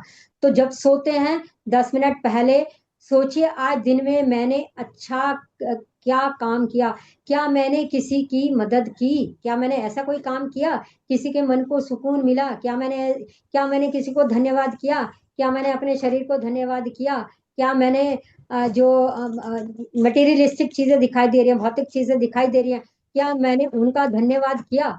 मेरे आपके पास समय कहाँ है, मुझे समझ नहीं आ रहा। लिखिए, एक डायरी बनाइए, पॉइंट लिखिए, टिक लगाइए, डेली तारीख लिखिए, और डेली एक पन्ने पर लिखिए, क्या मैंने बॉडी के पार्ट्स का धन्यवाद किया, हाँ टिक लगाइए। दूसरा पॉइंट लिखिए, क्या मैंने जो भौतिक चीजें हैं उनका धन्यवाद किया, टिक लगाइए। घर के परिवार के सदस्यों का सभी का काम किया, बिना मन पे बोझ लगाए, उसको मजबूरी समझे हुए, क्या मैंने अपनी जिम्मेदारी समझते हुए, नैतिक कर्तव्य समझते हुए उसको किया, टिक लगाइए। तो कोशिश कीजिए इन प्रश्नों के उत्तर रोज दें अपने आप को, तो अपने आप को समझ में आएगा कि हम गलतियां कहाँ कर रहे हैं, खुद समझ में आ जाएगा, किसी से पूछने की जरूरत नहीं पड़ेगी। 1-2 वीक अगर आपने ये होमवर्क कर लिया अपने आप, जब तक आप अपने साथ नहीं बैठेंगे, अपने विचारों के साथ नहीं बैठेंगी, आपकी मदद दुनिया में कोई भी नहीं कर सकता है, क्योंकि बदलना आपको है। जब तक आपके अंदर बदलने की इच्छा नहीं है, अपने आप को समझने की इच्छा नहीं है, मैं बदलना चाहती हूँ तो फिर कैसे बदलना है वो तो हर कोई बता देगा रास्ता, लेकिन बदलना चाहती हूँ ये इच्छा जागृत होना बहुत जरूरी है। जर्नलिंग करने की आदत डालिए, डायरी लिखने की आदत डालिए, रात को 10 मिनट पहले क्या सोचना है, सारा दिन में मैंने क्या किया है, किसी से गलती की, किसी को गलत कह दिया उससे माफी मांगिए, किसी के प्रति गलत सोचा है उसके उससे माफी मांगिए। मुंह से नहीं बोलना है, अपनी वाइब्रेशन से, अपने विचारों से उनसे माफी मांगनी है कि आज मेरे से ये गलती हुई, मुझे इस तरह से नहीं बिहेव करना चाहिए था, मुझे इस तरह से बात नहीं करनी चाहिए थी, सॉरी, मैं इस तरह से मैंने आपसे बात की, मैं आगे से ध्यान रखूंगी ऐसे फ्यूचर में ना हो। और थोड़ा सा अपने मन का ध्यान रखिए, अपने मन को थोड़ा सा समझाने की कोशिश कीजिए, शुरुआत तो कीजिए, फिर देखिए 1 हफ्ते में आपको कितने अच्छे रिजल्ट मिलते हैं, सुंदर रिजल्ट मिलते हैं। और जिसको शिकायतें हैं, कई लोगों ने शिकायतें की हैं कि मेरे पति ये कहते हैं सारा दिन क्या किया, उसका उत्तर कभी फिर किसी दिन। मैं भी इस बात को विचार करके आपके मन में क्या चल सकता है, वो उसको थोड़ा सा जॉट डाउन करूंगी, थोड़ा सा लिखूंगी, आपके मन में क्या क्या विचार आ सकते हैं, क्या भाव आ सकते हैं, क्या इमोशंस आ सकते हैं। मैं भी कोशिश करूंगी कि आपके कुछ प्रश्नों का फिर से उत्तर दूं। इस विषय को फिर लेंगे। वंदे भाई मातरम गोविंद जी, भैया। अगर और कोई प्रश्न हो तो भाई जी आप चाहें तो ले जी, सकते हैं। वंदे मातरम गोविंद भैया। वंदे मातरम। दीदी भैया विषय से थोड़ा हट के प्रश्न है, पूछ लूं? बाद में, बाद में। जी जी गोविंद मोनिका भैया। मैं जी भैया, मैं तो यही कहना चाह रही थी भैया, माता जी चैट को बहुत बॉक्स में बहुत धन्यवाद। तरुणा दीदी चैट बॉक्स में डाल दो, मैं वहां पे लिख दूंगा। जी भैया, माता जी को बहुत बहुत धन्यवाद। मैं तो भैया राजू भाई दीक्षित के जी के हम फॉलोअर हैं भैया, आप जानते ही हैं। तो भैया आपके विचार जानना चाह रही थी भैया कि 5 मिनट 10 मिनट आप भी ले लें, क्योंकि 12:20 हो चुका है।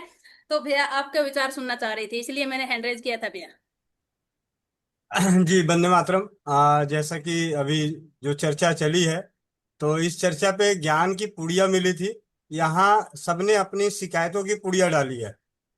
ज्ञान ग्रहण करने के बजाय, उसे अपनाने के बजाय अपनी अपनी समस्याओं का समाधान पाने की कोशिश करी है। तो आप सभी की समस्याओं का एक बहुत ही सरल समाधान, जीवन जीने की कला। जीवन जीने की कला राजीव भाई के व्याख्यानों ने मेरे को बहुत ही ज्यादा प्रभावित किया। और मैं अपने अपनी बात करूं कि उस व्याख्यान के बाद मुझे ना किसी से गिला रहा ना शिकवा रहा। चाहे वो मेरा बच्चा हो, मेरे बाप हो, मेरे भाई हो, मेरे पड़ोसी हो, अड़ोसी हो, कोई भी हो, उसमें बताए गए कुछ पॉइंट्स को मैंने अपने जीवन में उतारा। और रह गई बात यहाँ पे मन हल्का करने की, तो मन हल्का भी कर लेना चाहिए। जैसे कि एक बहन ने बोला कि मुझे अपने पति से बोलूं बुरा मान जाएंगे, लेकिन आप अपने मन पे बोझ रखें। उस मन को हल्का करने के लिए कोई भी जगह ढूंढ लें। कई बार ऐसा है कि अपने जीवन की ऐसी ऐसी परिस्थितियों में मैं उन बहनों को, उन भाइयों को, उन दीदियों को, उनको फोन कर लेता हूँ। कई बार पुराने जो जुड़े होते हैं उनसे बात कर लेता हूँ, अपना मन हल्का कर लेता हूँ। तो ऐसे काम करके मन का हल्का होना बेहद जरूरी है। मन के रोग के आगे तन का रोग कुछ भी नहीं है। तन के रोग को तो मतलब तन का रोग जो है ना, वो समय के साथ जल्दी खत्म हो जाएगा।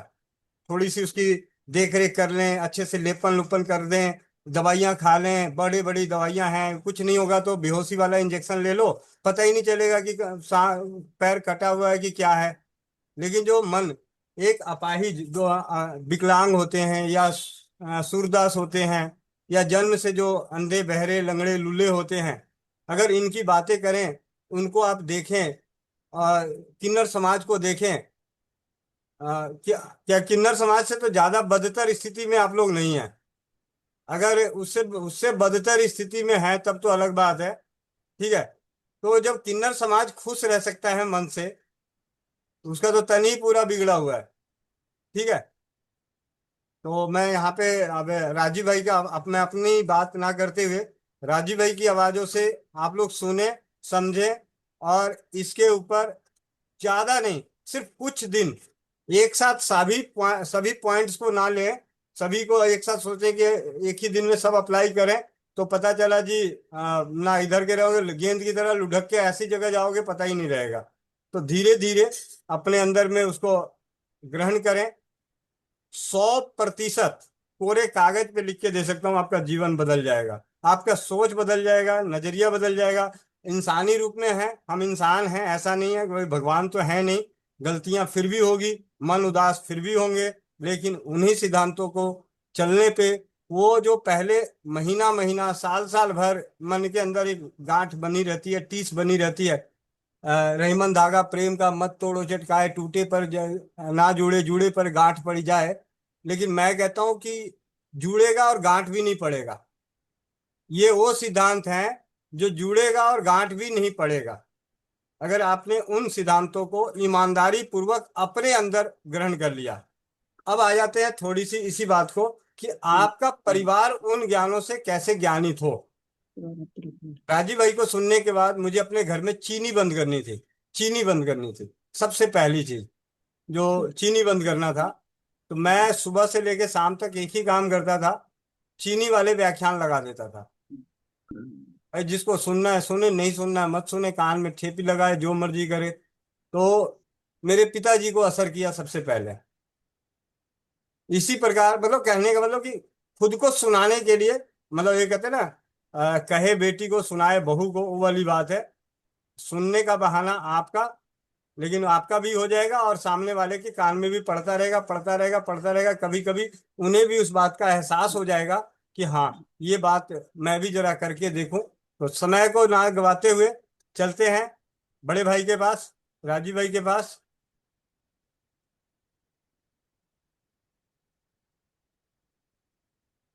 हर समस्या का समाधान है इसमें। लेकिन मैं मौन और संवाद का महत्व आपको समझा रहा हूं। तो हमारे जो बेलजी भाई देसाई हैं, ये गए विपश्यना शिविर करने और इनकी पत्नी भी गई। अब वहां पहला इंस्ट्रक्शन है कि 9 दिन आपको मौन रहना पड़ेगा या 10 दिन मौन रहना पड़ेगा। तो ये चले गए, पत्नी अलग पति अलग। और तीसरे दिन तो बेलजी भाई ने कहा कि मुझे लगा मैं पागल हो जाऊंगा, भागे वहां से, पत्नी भी भागी उनकी। तो उन्होंने कहा कि यहां रह के पागल हो जाए, उससे अच्छा घर में लड़ मर के पागल हो जाए। उसके बाद उन्होंने कभी उधर मुंह नहीं किया। तो मैं कहना ये चाहता हूं कि ये जो मौन है ना, वो अपने काम के लिए नहीं है, ये तपस्वी लोगों के लिए, ऋषियों के लिए, मुनियों के लिए, जिनको कुछ दूसरे किस्म की साधनाएं करनी है, उनके अपने लिए तो संवाद है। और आप देख लो इस बात को कि जिस घर में संवाद जितना ज्यादा होगा, उस घर के तनाव उतने कम होने वाले हैं। वो संवाद भले फालतू का हो या बेफालतू का, इसका कोई मतलब नहीं। बेकार की बातें भी आप कर सकते हैं, जरूर करिए। कभी कभी गप्पे मार सकते हैं, मारिए, गप्पों का कोई अर्थ नहीं होता, लेकिन फिर भी आप मारिए। लेकिन उससे क्या होता है ना, जो संप्रेषण है वो महत्व का है। और हम तो बिना संवाद किए रह नहीं सकते। जैसे मैं उदाहरण दूं, हम बाजार जाते हैं, ठीक है, और कोई एक दुकान में चले गए। अब दुकान में आप कभी एक ऐसी दुकान में जाओ जो डिपार्टमेंटल स्टोर टाइप की है, जहां पे हर सामान रखा हुआ है, उसकी कीमत वहां पे चिपकी हुई है और कोई है नहीं वहां, कोई नहीं है वहां, सामान रखा हुआ है, कीमतें लगी हुई है, ये फलानी चीज इतने रुपए की, ढिमाकी चीज इतने रुपए की, उठाओ टोकरी में डालो, बिल बनवाओ, निकल आओ। एक तो ऐसी दुकान है। और एक ऐसी दुकान है जहां हर काउंटर पर एक कोई खड़ा है, चाहे कोई भाई खड़ा है, चाहे कोई बहन खड़ा है, और उसने भी लिख रखा है कि देखो ये चीज इस रुपए की। तो आप तो कुछ ना कुछ करने ही वाले हैं। आपको लिखा है तौलिया 20 रुपए की, रेट फिक्स है, फिर भी अरे भाई 18 में दोगे क्या? अब ये जो आपने कहा कि 18 में दोगे क्या, भले वो नहीं देगा, आप 20 में ही लाओगे, लेकिन वो संवाद करने का खोजा आपने रास्ता। रह ही नहीं सकते आप बिना संवाद के, रह ही नहीं सकते। अब भाजी वाला है, वो चिल्ला चिल्ला के बेच रहा है, टमाटर 10 रुपया किलो, टमाटर 10 रुपया किलो। हमने 20 बार सुन लिया, फिर भी यार 8 रुपए किलो देगा क्या? अच्छा 8.5 देने का लगा दे भाई, नहीं 9 रुपए ले लेना, अरे 9.25 रुपए ले लेना। आप उससे मगजमारी कर रहे हो आधा घंटे, वो आपको मजा दे रहा है इसलिए कर रहे। भले आप 10 रुपए किलो में ही टमाटर खरीद।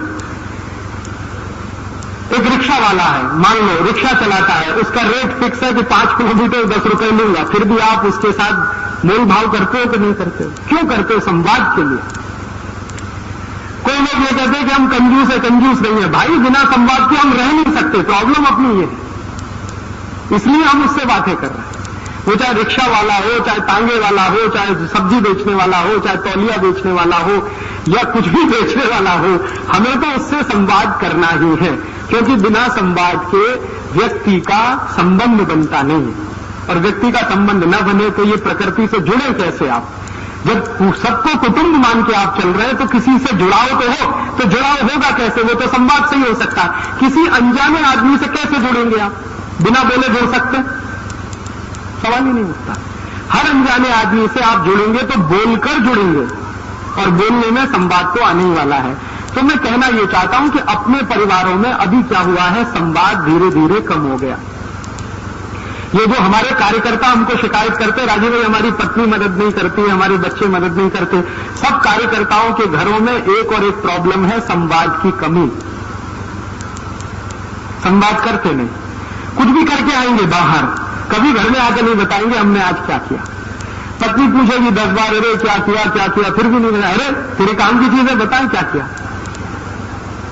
अब जब आप ये मान ही लेते हो कि उसके काम की चीज नहीं है, तो फिर भले आप काम की चीज करो तो वो होने वाली नहीं, सहयोग मिलेगा कैसे आपको?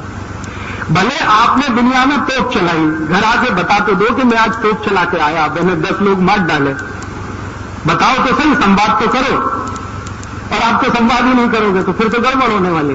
तो मेरे कार्यकर्ता जो मुझे ये शिकायत करते हैं कि परिवार का सहयोग नहीं मिलता, उसका एक ही कारण है कि हमारे परिवार में परिवार के संबंधियों के साथ संवाद बहुत कम है, और वो कई स्तर से कम है।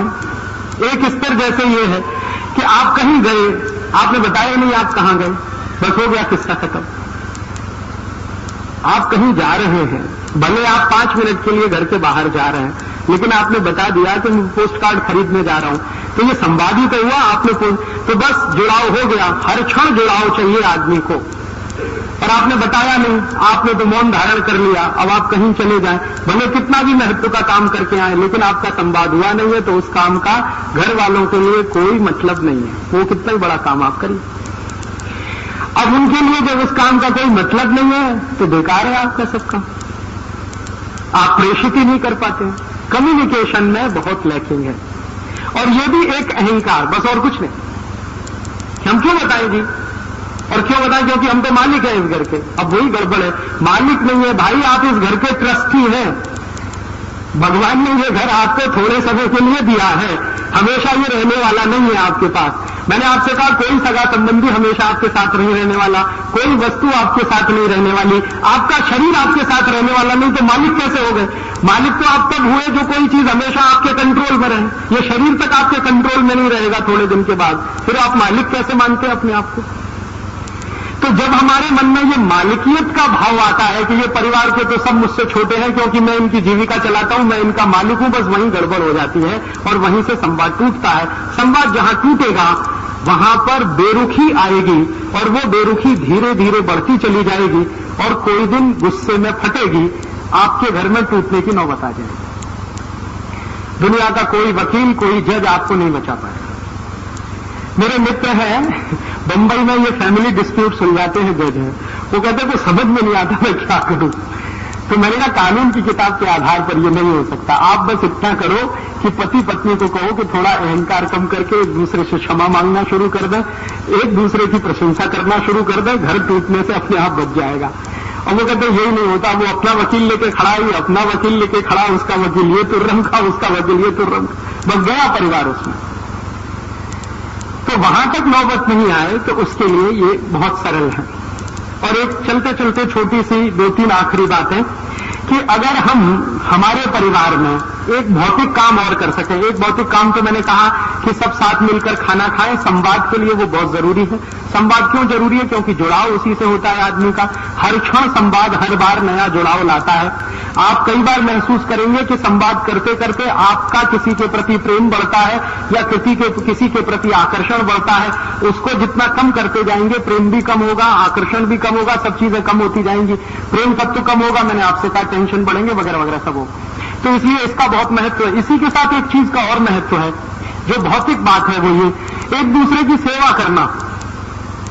हम बीमार हैं तो हमारी कोई सेवा करे, लेकिन अपेक्षा न रखें। मैंने आपसे पहले कहा, अपेक्षा रखेंगे तो मोह में जाएंगे, और बिना अपेक्षा के करेंगे तो प्रेम में जाएंगे। तो प्रेम के आधार पर हम सेवा करें। मान लीजिए हमारे पिताजी बीमार हैं, हमारी माँ बीमार है, हमारा भाई बीमार है, हमारी बहन बीमार है, या हम बीमार हैं, तो मैं बीमार हूं तो मेरी कोई सेवा कर रहा है, या कोई दूसरा बीमार है तो मैं उसकी सेवा कर रहा हूं, बिना इस अपेक्षा के कि ये मेरी करें तो बहुत अच्छा, लेकिन अपेक्षा ना हो उसमें। तो क्या होगा कि प्रेम तत्व प्रबल होता जाएगा, लगातार बढ़ता जाएगा। और सेवा आप जानते हो इतना बड़ा माध्यम है जो किसी को भी जीत सकते। आपने देखा नहीं है, ये जो ईसाई मिशनरियां हैं, इन्होंने सेवा भाव से ही हिंदुस्तान के एक बहुत बड़े इलाके को जीत रखा। आप कभी नॉर्थ ईस्ट में जाइए, नागालैंड, मिजोरम, मणिपुर, त्रिपुरा, वो पूरा हिस्सा हिंदुस्तान से कटकर अलग होने को तैयार है सिर्फ सेवा के आधार पर। उन्होंने कुछ वो बना दिए हैं हॉस्पिटल, कुछ खोल दिए हैं स्कूल, उन स्कूलों में पढ़ाते हैं बच्चों को, हॉस्पिटल में करते हैं मरीजों की सेवा। बस उसी पर नागालैंड का साधारण नागरिक कहता है जी हमें भारत में नहीं रहना, हमको तो इनके साथ रहना। और उसी की ताकत पर उन्होंने यहां तक करा लिया है कि नागालैंड की भाषा अंग्रेजी है। हिंदुस्तान में 2 ही ऐसे राज्य हैं जिनकी राज्य भाषा अंग्रेजी है, बाकी कोई राज्य नहीं। कल को वो अलग भी हो जाए तो वहां की जनता उनके साथ जाने वाली है। तो ये जो सेवा तत्व है ये हमारे यहां बहुत महत्व का है। और ये महत्व का तत्व तो हम परिवार से शुरू करें। परिवार में एक दूसरे की सेवा करना, वो छोटा हो या बड़ा हो, ये इमैटीरियल है।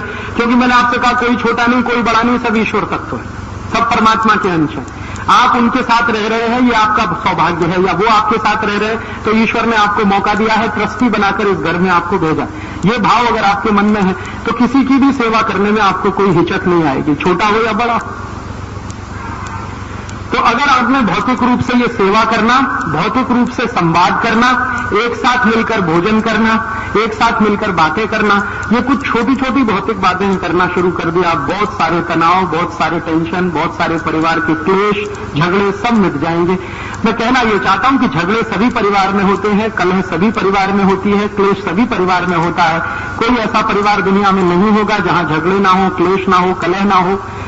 लेकिन उसको कम करना, उसको समाप्त करना ये हमारे हाथ में है, ये हमारे कंट्रोल में है। हम थोड़े व्यवहार के परिवर्तन से इन सब चीजों को बहुत आसानी से कंट्रोल कर सकते हैं।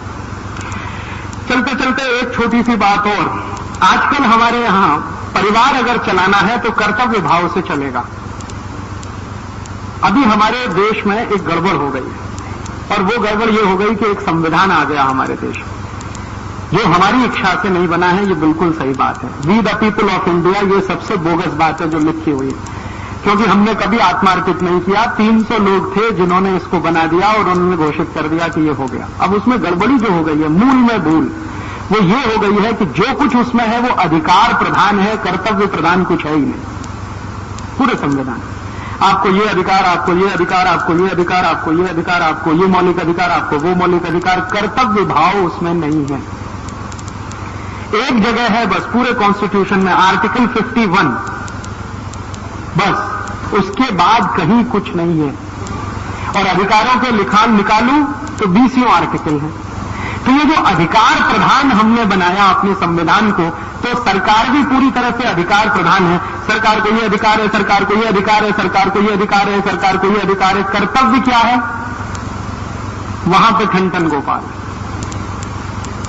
तो मैं कहना यह चाहता हूं कि अपने देश का संविधान और ये जो सरकार है ना, ये बिल्कुल उल्टी दिशा में है। कारण उसका यह है कि ये सब कुछ अधिकार प्रधान व्यवस्था में है। अपना परिवार अधिकार प्रधान व्यवस्था में नहीं चल सकता। परिवार चलेगा कर्तव्य प्रधान व्यवस्था से। परिवार में हम अधिकार से ज्यादा कर्तव्य की बात सोचें। मेरा ये कर्तव्य है, मेरा ये कर्तव्य है, मेरा ये कर्तव्य है, मुझे ये करना है, पति का ये कर्तव्य है, पत्नी का ये है, बेटे का ये है, बेटी का ये है, माँ का ये है, पिता का ये है, भाई का ये है, बहन का ये है। सब अपने कर्तव्य भाव से प्रेरित रहें तो परिवार बहुत अच्छे से चलता है। अगर अधिकार भाव से आपने बात करनी शुरू की तो बंटवारे होते हैं। 2 भाई जो एक ही मां से पैदा हुए हैं वो क्यों बंटते हैं?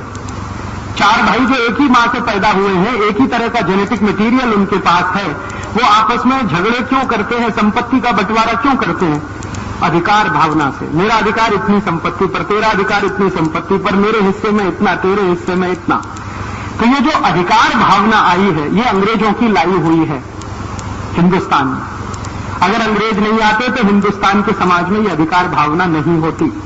अंग्रेजों ने लाकर ऐसे नियम कायदे कानून बनाए और ऐसा ही संविधान बनवा दिया जिसमें अधिकार अधिकार अधिकार तो हर जगह है, कर्तव्य तो कहीं है नहीं।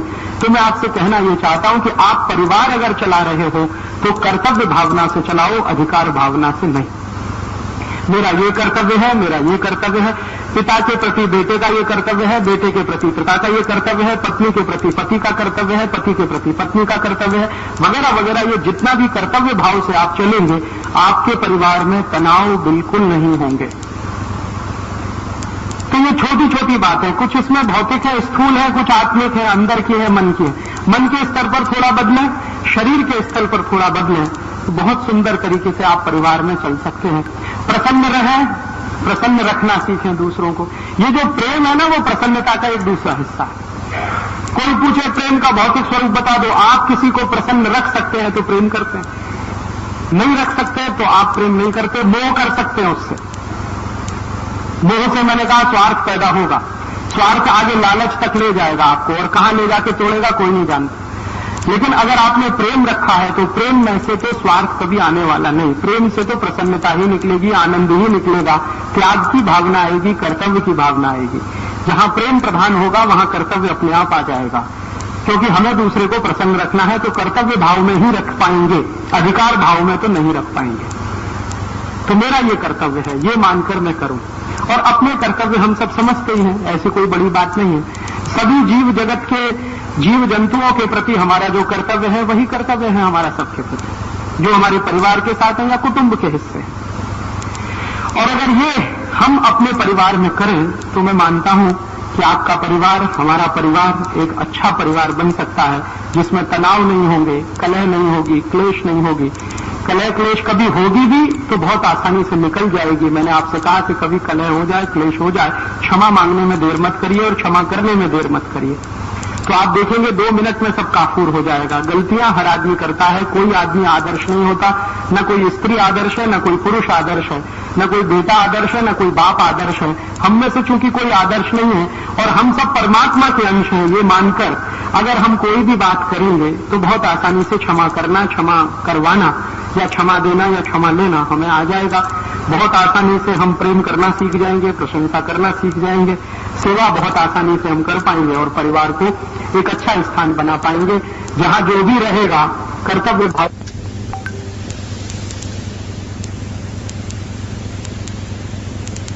एक छोटी सी बात ये कहना चाहता हूं कि मैं ये जो कह रहा था ना परिवार में, ये मैं आपको एक गहरी बात कहना चाहता हूं, मुझे याद आ गई तो मैं कह दूं कि एक बार मैं एक बड़े संत से बहस कर रहा था। अब उनका नाम नहीं बताऊंगा मैं आपको क्योंकि उसके दूसरे कारण। तो मैं उनसे बहस कर रहा था, बहस इस बात पे कि आप कहते हो मोक्ष है, मोक्ष है, मोक्ष है, आप मुझे मोक्ष ले जा सकते हैं क्या? तो उन्होंने मुझे कहा कि कोई दुनिया का दूसरा आदमी दूसरे को मोक्ष नहीं ले जा सकता, माने मैं तुमको मोक्ष नहीं ले जा सकता, तुम चाहो तो खुद मोक्ष जा सकते हो। तो मैंने कहा ये तो सब साधु संत कहते हैं कि मेरे पास आओ, गंदा ताबीज बनवाओ, मैं तुम्हें मोक्ष ले जाता, इतने 1000 की गुरु दक्षिणा दे दो, इतने लाख की गुरु दक्षिणा दे दो, एक गंडा बांधता हूं, एक ताबीज बांधता हूं, चलो मोक्ष में मिलेगा। तो उन्होंने कहा ये सब पाखंडी है, कोई साधु संत नहीं है, ये सब आध्यात्मिक उद्योगपति है। कोई भी आदमी जो ये कहता है आपसे कि मैं आपको मोक्ष ले जा सकता हूं, आप जान लो कि उससे बड़ा पाखंडी दुनिया में कोई नहीं। और बहुत सारे ऐसे पाखंडी लोगों ने समाज का बहुत दुरुपयोग किया है, बहुत नुकसान भी किया है। कोई भी आपसे ये कहता है, कितना भी ऊंचे पद पर बैठा हुआ हो, वो अगर कहे कि मैं आपको मोक्ष ले जा सकता हूं, ये दुनिया का सबसे बड़ा पाखंडी आदमी है जो ये कह रहा। कारण उसका क्या है? दुनिया में कोई व्यक्ति खुद तो मोक्ष जा सकता है लेकिन दूसरे को नहीं ले जा सकता। अब एक दिन क्या हुआ कि जो संत से मैंने ये बात कही तो उन्होंने कहा तुम्हारी कोई जिज्ञासा है मोक्ष के प्रति? मैंने कहा मेरी बहुत जिज्ञासा है। तो कहने लगे तुम क्या सीखना चाहते हो क्या? मैंने कहा मैं ये जानना चाहता हूं कि मोक्ष किसको होता है किसको नहीं होता। तो उनका अच्छा कैसा करो वेद पढ़ लो। तो मैंने कहा पूरे वेद पढ़ूंगा तो तकलीफ है, इतना समय कम है। तो मैंने कहा अच्छा मैं तुमको कुछ हिस्से वेद के बता देता हूं, तुम पढ़ लो। तो मैंने फिर कुछ पढ़ा, उनके सानिध्य में रह के संस्कृत थोड़ा बहुत सीख के फिर पढ़ा। तब मेरे समझ में आया एक बहुत सुंदर बात हमारे वेदों में कही गई है, जो त्रिविध दुखों से मुक्त हो जाए और दूसरे को दुखों से मुक्त कराए, वही मोक्ष जाता है। अब त्रिविध दुख क्या है? दैहिक, दैविक और भौतिक। दैहिक दुख माने शरीर का दुख, माने आप बीमार हैं, लाचार हैं, अपंग हैं, बेकार हैं वगैरह, ये सब दैहिक दुख। दैविक दुख माने भूकंप आ गया, अकाल पड़ गया, धरती फट गई, दावानल हो गया, ये दैविक दुख। और तीसरा भौतिक। भौतिक दुख माने गरीबी आ गई, भूखमरी आ गई, भूख से मरना पड़ रहा है, बिना कपड़े हम ठंड में ठिठुर रहे हैं, मर रहे हैं, ये भौतिक दुख। तो 3 दुख माने गए हैं दुनिया में, दैहिक, दैविक और भौतिक। तो जो व्यक्ति इन 3 दुखों से मुक्त हो जाए और दूसरे को मुक्त करवाने का काम करे, वही मोक्ष जाने का अधिकारी है। अब आप इसमें बताओ कहां गंदा, कहां ताबीज और कौन सा आपको ये करना, बताओ मुझे। और ये एक ऐसी बात है जिस पर मैंने हिंदुस्तान के कई साधु संतों से बहस की है। मैं उनसे कहता हूं कि आप बोलो, आप इससे सहमत हो कि नहीं? तो कहते हैं हाँ बात तो सही है, क्योंकि इसको नकारेगा कौन? क्योंकि ये मेरी बात नहीं है, हजारों साल पहले कही हुई, वेदों में लिखी हुई ऋषि मुनियों की बात है। उपनिषदों में भी इस पर कई किस्से हैं, पुराणों में तो कई लोगों ने उसको अपने तरीके से व्याख्यायित किया। तो ये तो सत्य है। और हमारे यहां हिंदुस्तान में क्या होता है ना, सत्य हमेशा सनातन होता है। कलयुग भले आ जाए, द्वापर भले आ जाए, त्रेता भले आ जाए, सतयुग भले आ जाए, कृतयुग भले आ जाए, लेकिन सत्य तो सनातन है।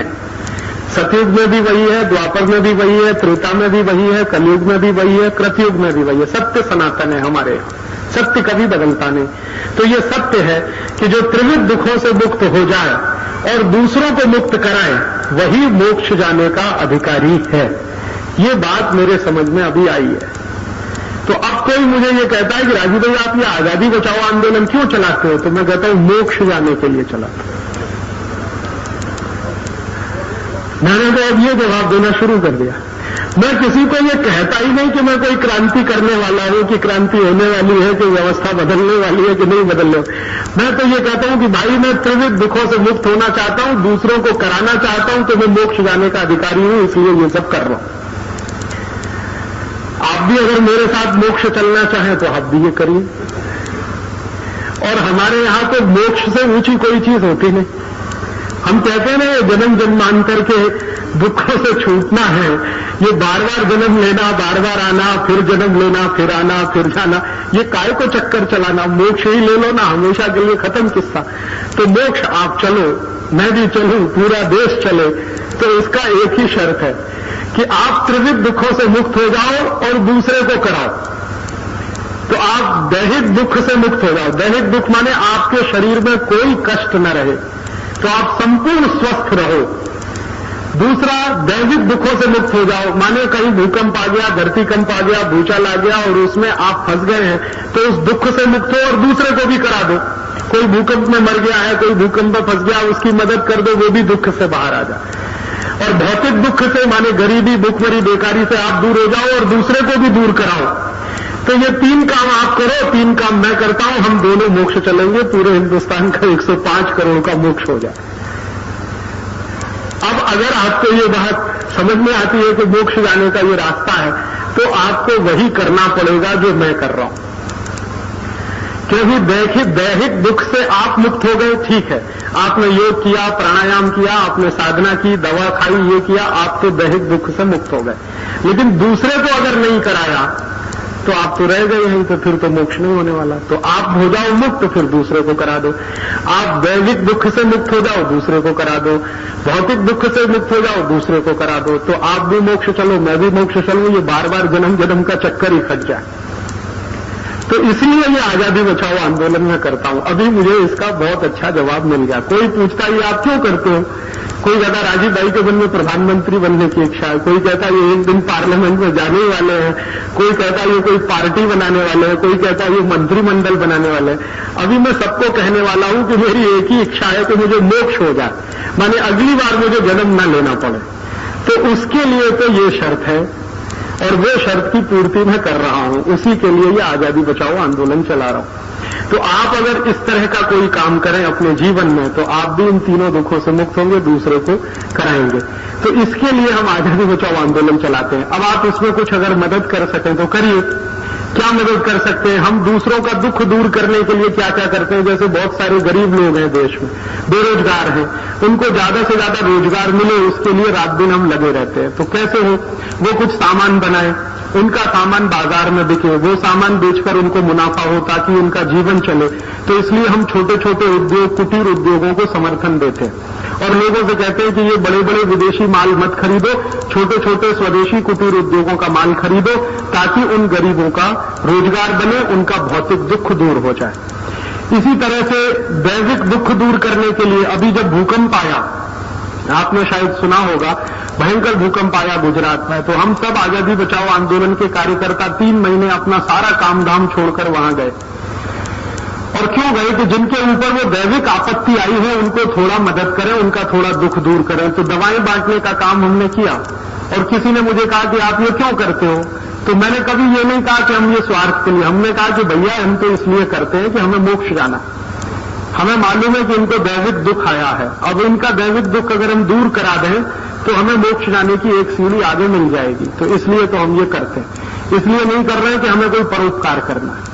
परोपकार हो रहा है वो तो उसका दूसरा हिस्सा है, हमें तो मुख्य ये है कि मोक्ष जाना है, इसलिए हम ये सब कर रहे हैं। तो हमने आजादी बचाओ आंदोलन की तरफ से जो भी सेवा काम किया, न तो उसको अखबार में छपाया, न उसका बैनर बनाया, न उसका पोस्टर बनाया, कुछ नहीं किया, क्योंकि हमें अपने लिए करना है, किसी दूसरे के लिए नहीं करना। तो अगर आप ऐसे कुछ काम अपने हाथ में ले लें जिनसे आप ये दूसरों के दुखों को दूर करा सकें, और मैं मानता हूं कि जो मनुष्यता है या जो इंसानियत है तो इसी बात से नापी जाती है कि आप अगर दुखी नहीं है तो दूसरे को भी दुखी न होने दें, उसी में आपकी मनुष्यता और इंसानियत झलकती है। तो अगर आप ऐसे काम में हमारी कुछ मदद करेंगे तो आप भी इस मोक्ष जाने के रास्ते पर चल सकेंगे, ये निवेदन मेरा है। तो आजादी बचाओ आंदोलन का जो काम है उस काम का आप मदद करें, ज्यादा से ज्यादा स्वदेशी सामान खरीदें, छोटे छोटे उद्योगों के सामान खरीदें ताकि उनका दुख दूर हो, देश का पैसा विदेश में न जाने दें ताकि देश को कर्ज न लेना पड़े, फिर हमें दूसरे दुख में न फंसना पड़े। कहीं कोई प्राकृतिक आपत्ति आ जाए तो तुरंत सेवा के लिए दौड़ पड़े ताकि आप जो दुख से गुजर चुके हैं या नहीं गुजरना चाहते वो दूसरा ना गुजरे। ऐसे ऐसे छोटे छोटे काम। तो आप जब यहां से जाएंगे तो नीचे एक स्टॉल लगा हुआ है, उस स्टॉल पर छोटे छोटे गरीब कारीगरों द्वारा बनाई गई कुछ वस्तुएं रखी हुई हैं, कोई दंत मंजन है, कोई खादी के कपड़े हैं।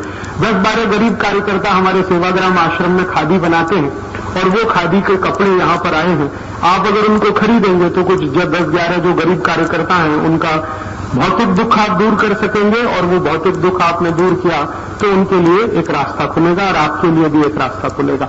ऐसे ही कई कार्यकर्ता हमारे पुस्तकें बनाते हैं, कैसेट बनाते हैं प्रचार के लिए, अगर आप वो ले सकेंगे तो बहुत अच्छा है।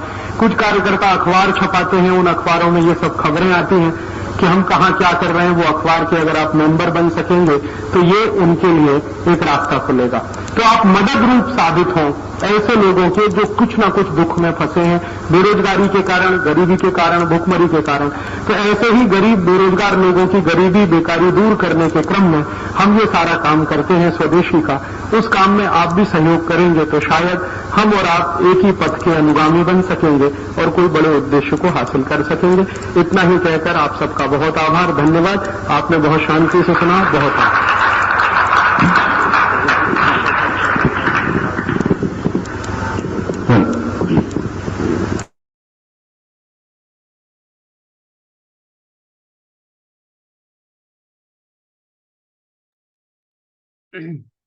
वंदे मातरम। तो आज की स्वस्थ समृद्ध परिवार की स्वास्थ्य रक्षक बने बनाए की कक्षा चर्चा का विषय जो रहा, उन्हीं के समापन के साथ भाई राजीव दीक्षित जी के व्याख्यान, जिनमें मुख्य जो है सबसे ज्यादा अधिकार की भावना से मुक्त होना, कर्तव्य की भावना को अपनाना, हमें अपना कर्म करना है ना। जैसे पुराने जमाने में साधारण भाषा में कहा गया है कि कर्म करो, फल की चिंता मत करो, तो कर्तव्य करो, अधिकार की भावना मत उत्पन्न करो। स्वस्थ समृद्ध परिवार की जो मुख्य आधार है, यही आधार है कि एक दूसरे के साथ लेके चलना, एक दूसरे के प्रशंसा करनी, एक दूसरे को सहयोग करना, अपेक्षा नहीं रखना कि वो कोई मेरी मदद करेगा, मैंने उसकी मदद करी, वो मेरी मदद करेगा, मैंने उसको बताया वो मेरी तारीफ करेगा। ऐसा नहीं करना है। हमें सिर्फ अपना कर्तव्य करना है, अपना कर्म करना है। अपने अधिकार तो जताना ही नहीं, अधिकार का शब्द ही भूल जाए। तो बहुत ही सरल, इसे आप बार बार सुने, अपने जीवन में इसे अप्लाई करें। मैंने कहा इतने सरल तरीके से इतनी जीवन जीने की कला को आज अलग अलग मैं बोलने लगूंगा तो फिर अच्छा नहीं लगेगा, मुंह खुल जाएगा। तो मेरे को चुप ही रहने दो तो ज्यादा बढ़िया।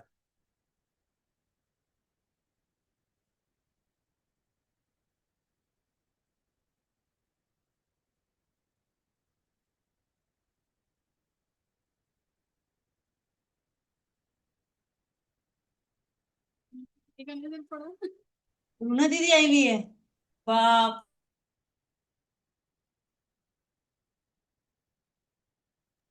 रुना दीदी इधर गोविंद आ भैया, गई है भैया के पास। वंदे मातरम यहाँ रूना दीदी कहाँ बैठी पहुंच मैंने गई? भी केवल मैंने तो जस्ट पूछकर और साझी पूछ दी है। वंदे मातरम दीदी। ने सरप्राइज दे दिया। वंदे मातरम अब केवल दीदी। हमें खुशी मिल रहा है भैया दीदी। वंदे मातरम भैया से दीदी। मिले हो वंदे वो मातरम हमें दीदी। इतना खुशी लग रहा है। हाँ वो तो मैं ये अचानक से कैसे नजर आ रही वहाँ पे? मैं आ गई हूँ। सही बात है। मुझे तो रितु दीदी की दिल से दीदी पूछो, वंदे उनको खुशी लग रही है ना मु- जलन हो रही है? मुझे तो लग रहा कि एआई का कमाल तो नहीं था कि फोटो लगा दिए। मुझे भी एक पल में ऐसे ही लगा हेमंत भैया, एक पल में ऐसे लगी भैया शायद में किसी को जोड़े, ऐसे लगा मेरे को। ये जोर का झटका लगा। पिछले मीटिंग में नहीं आ पा रही थी ना, मीटिंग में भी आना संभव नहीं था। आप लोग कैसे हैं? देख के जल रहे हैं और कैसे हैं? अचानक से जलन मत कीजिए। जलन हो रहा है किसका किसका? लो प्लान किया राजीव था भाई की भैया, बात कपड़े सुन भी के ना मन पहने को, सेम राजीव भाई की कलर के बात सुन के कपड़े मन को पहने शांति मिल रही प्लान थी। पता है क्यों आई हूँ? कोई बता दे कि मैं कहाँ यहाँ तक। गोविंद भैया बताएंगे कैसे पहुंची हूँ। मैं बता सकती हूँ पर बताऊंगी नहीं।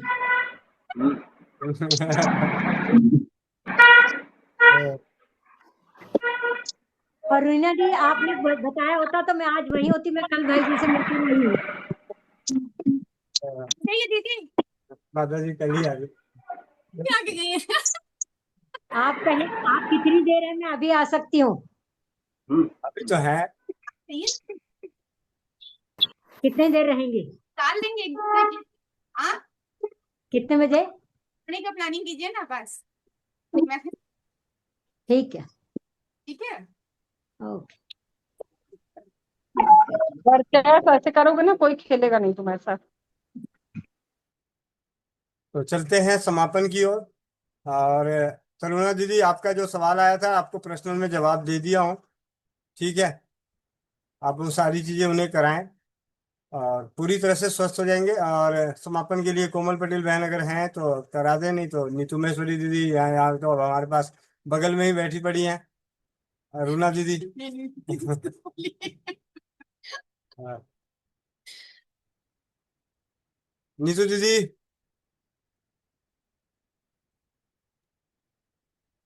जी भैया।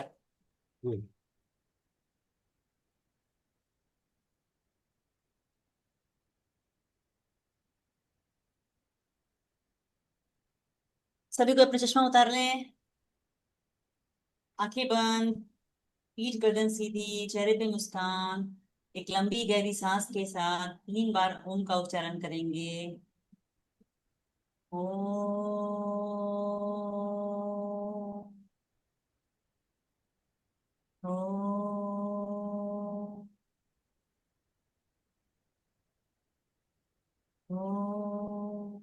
पूर्णविदः पूर्णमिदं पूर्णात् दश्यते पूर्णस्य पूर्णमादाय पूर्णमेवावशिष्यते।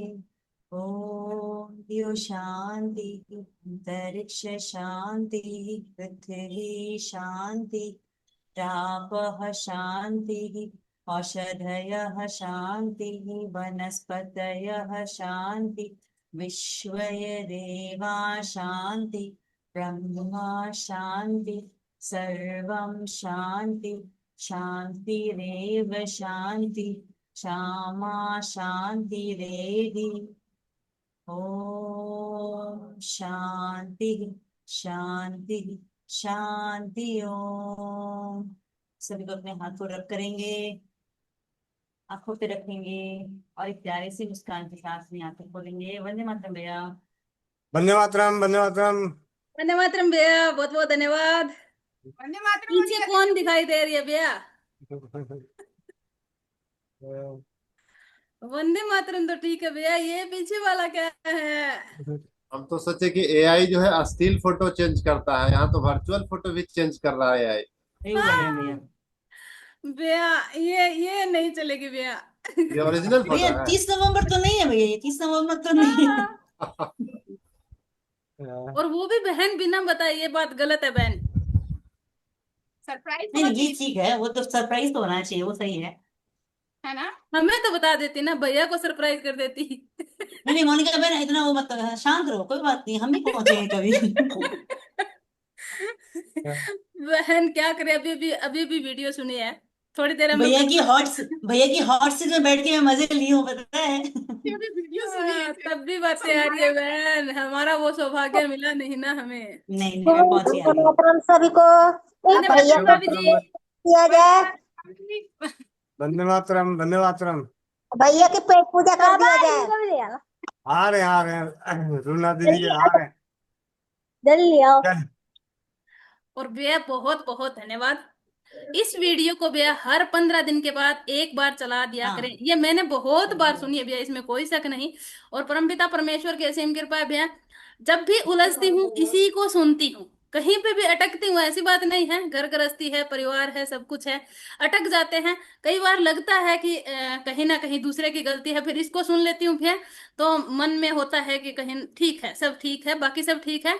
और मैं तो खुले मंच पर बोलती हूँ, पूरा परिवार के लिए भी और मैं मेरे लिए भी हमेशा ही बोलती हूँ कि मेरा परिवार कैसा और मैं कैसी। अगर आप लोग मुझे झेल रहे हो, मेरा परिवार मेरे से भोला गुना अच्छा है, ये बात मैं हमेशा बोलती हूँ, चौपाल में भी बोलती हूँ भैया।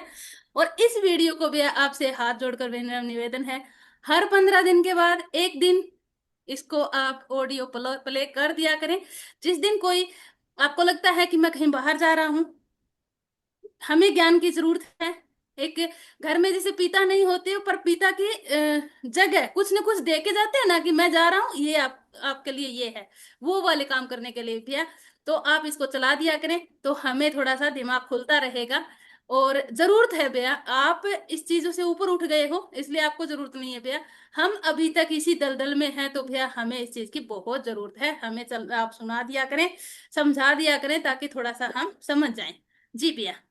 जी तो बहुत बहुत धन्यवाद सभी का जुड़ने के लिए। मिलते हैं इसी लिंक से 4 बजे और अनोखे परिवार की अनोखी चौपाल रात्रि 8 बजे। वंदे मातरम। जय हिंद, जय भारत, जय राजीवत। आज रह गया अनुभव, रह गया एक मिनट, रुको रुको, जाते जाते अनुभव से लेते हैं। लक्ष्मी दीदी, लक्ष्मी बहन जुड़ी हुई है या चली गई? लक्ष्मी बहन, लक्ष्मी चौहान बहन, माइक अनम्यूट करना। लक्ष्मी चौहान बहन माइक अनम्यूट करना। वंदे लक्ष्मी, मातरम। वीडियो भी ऑन कर लो।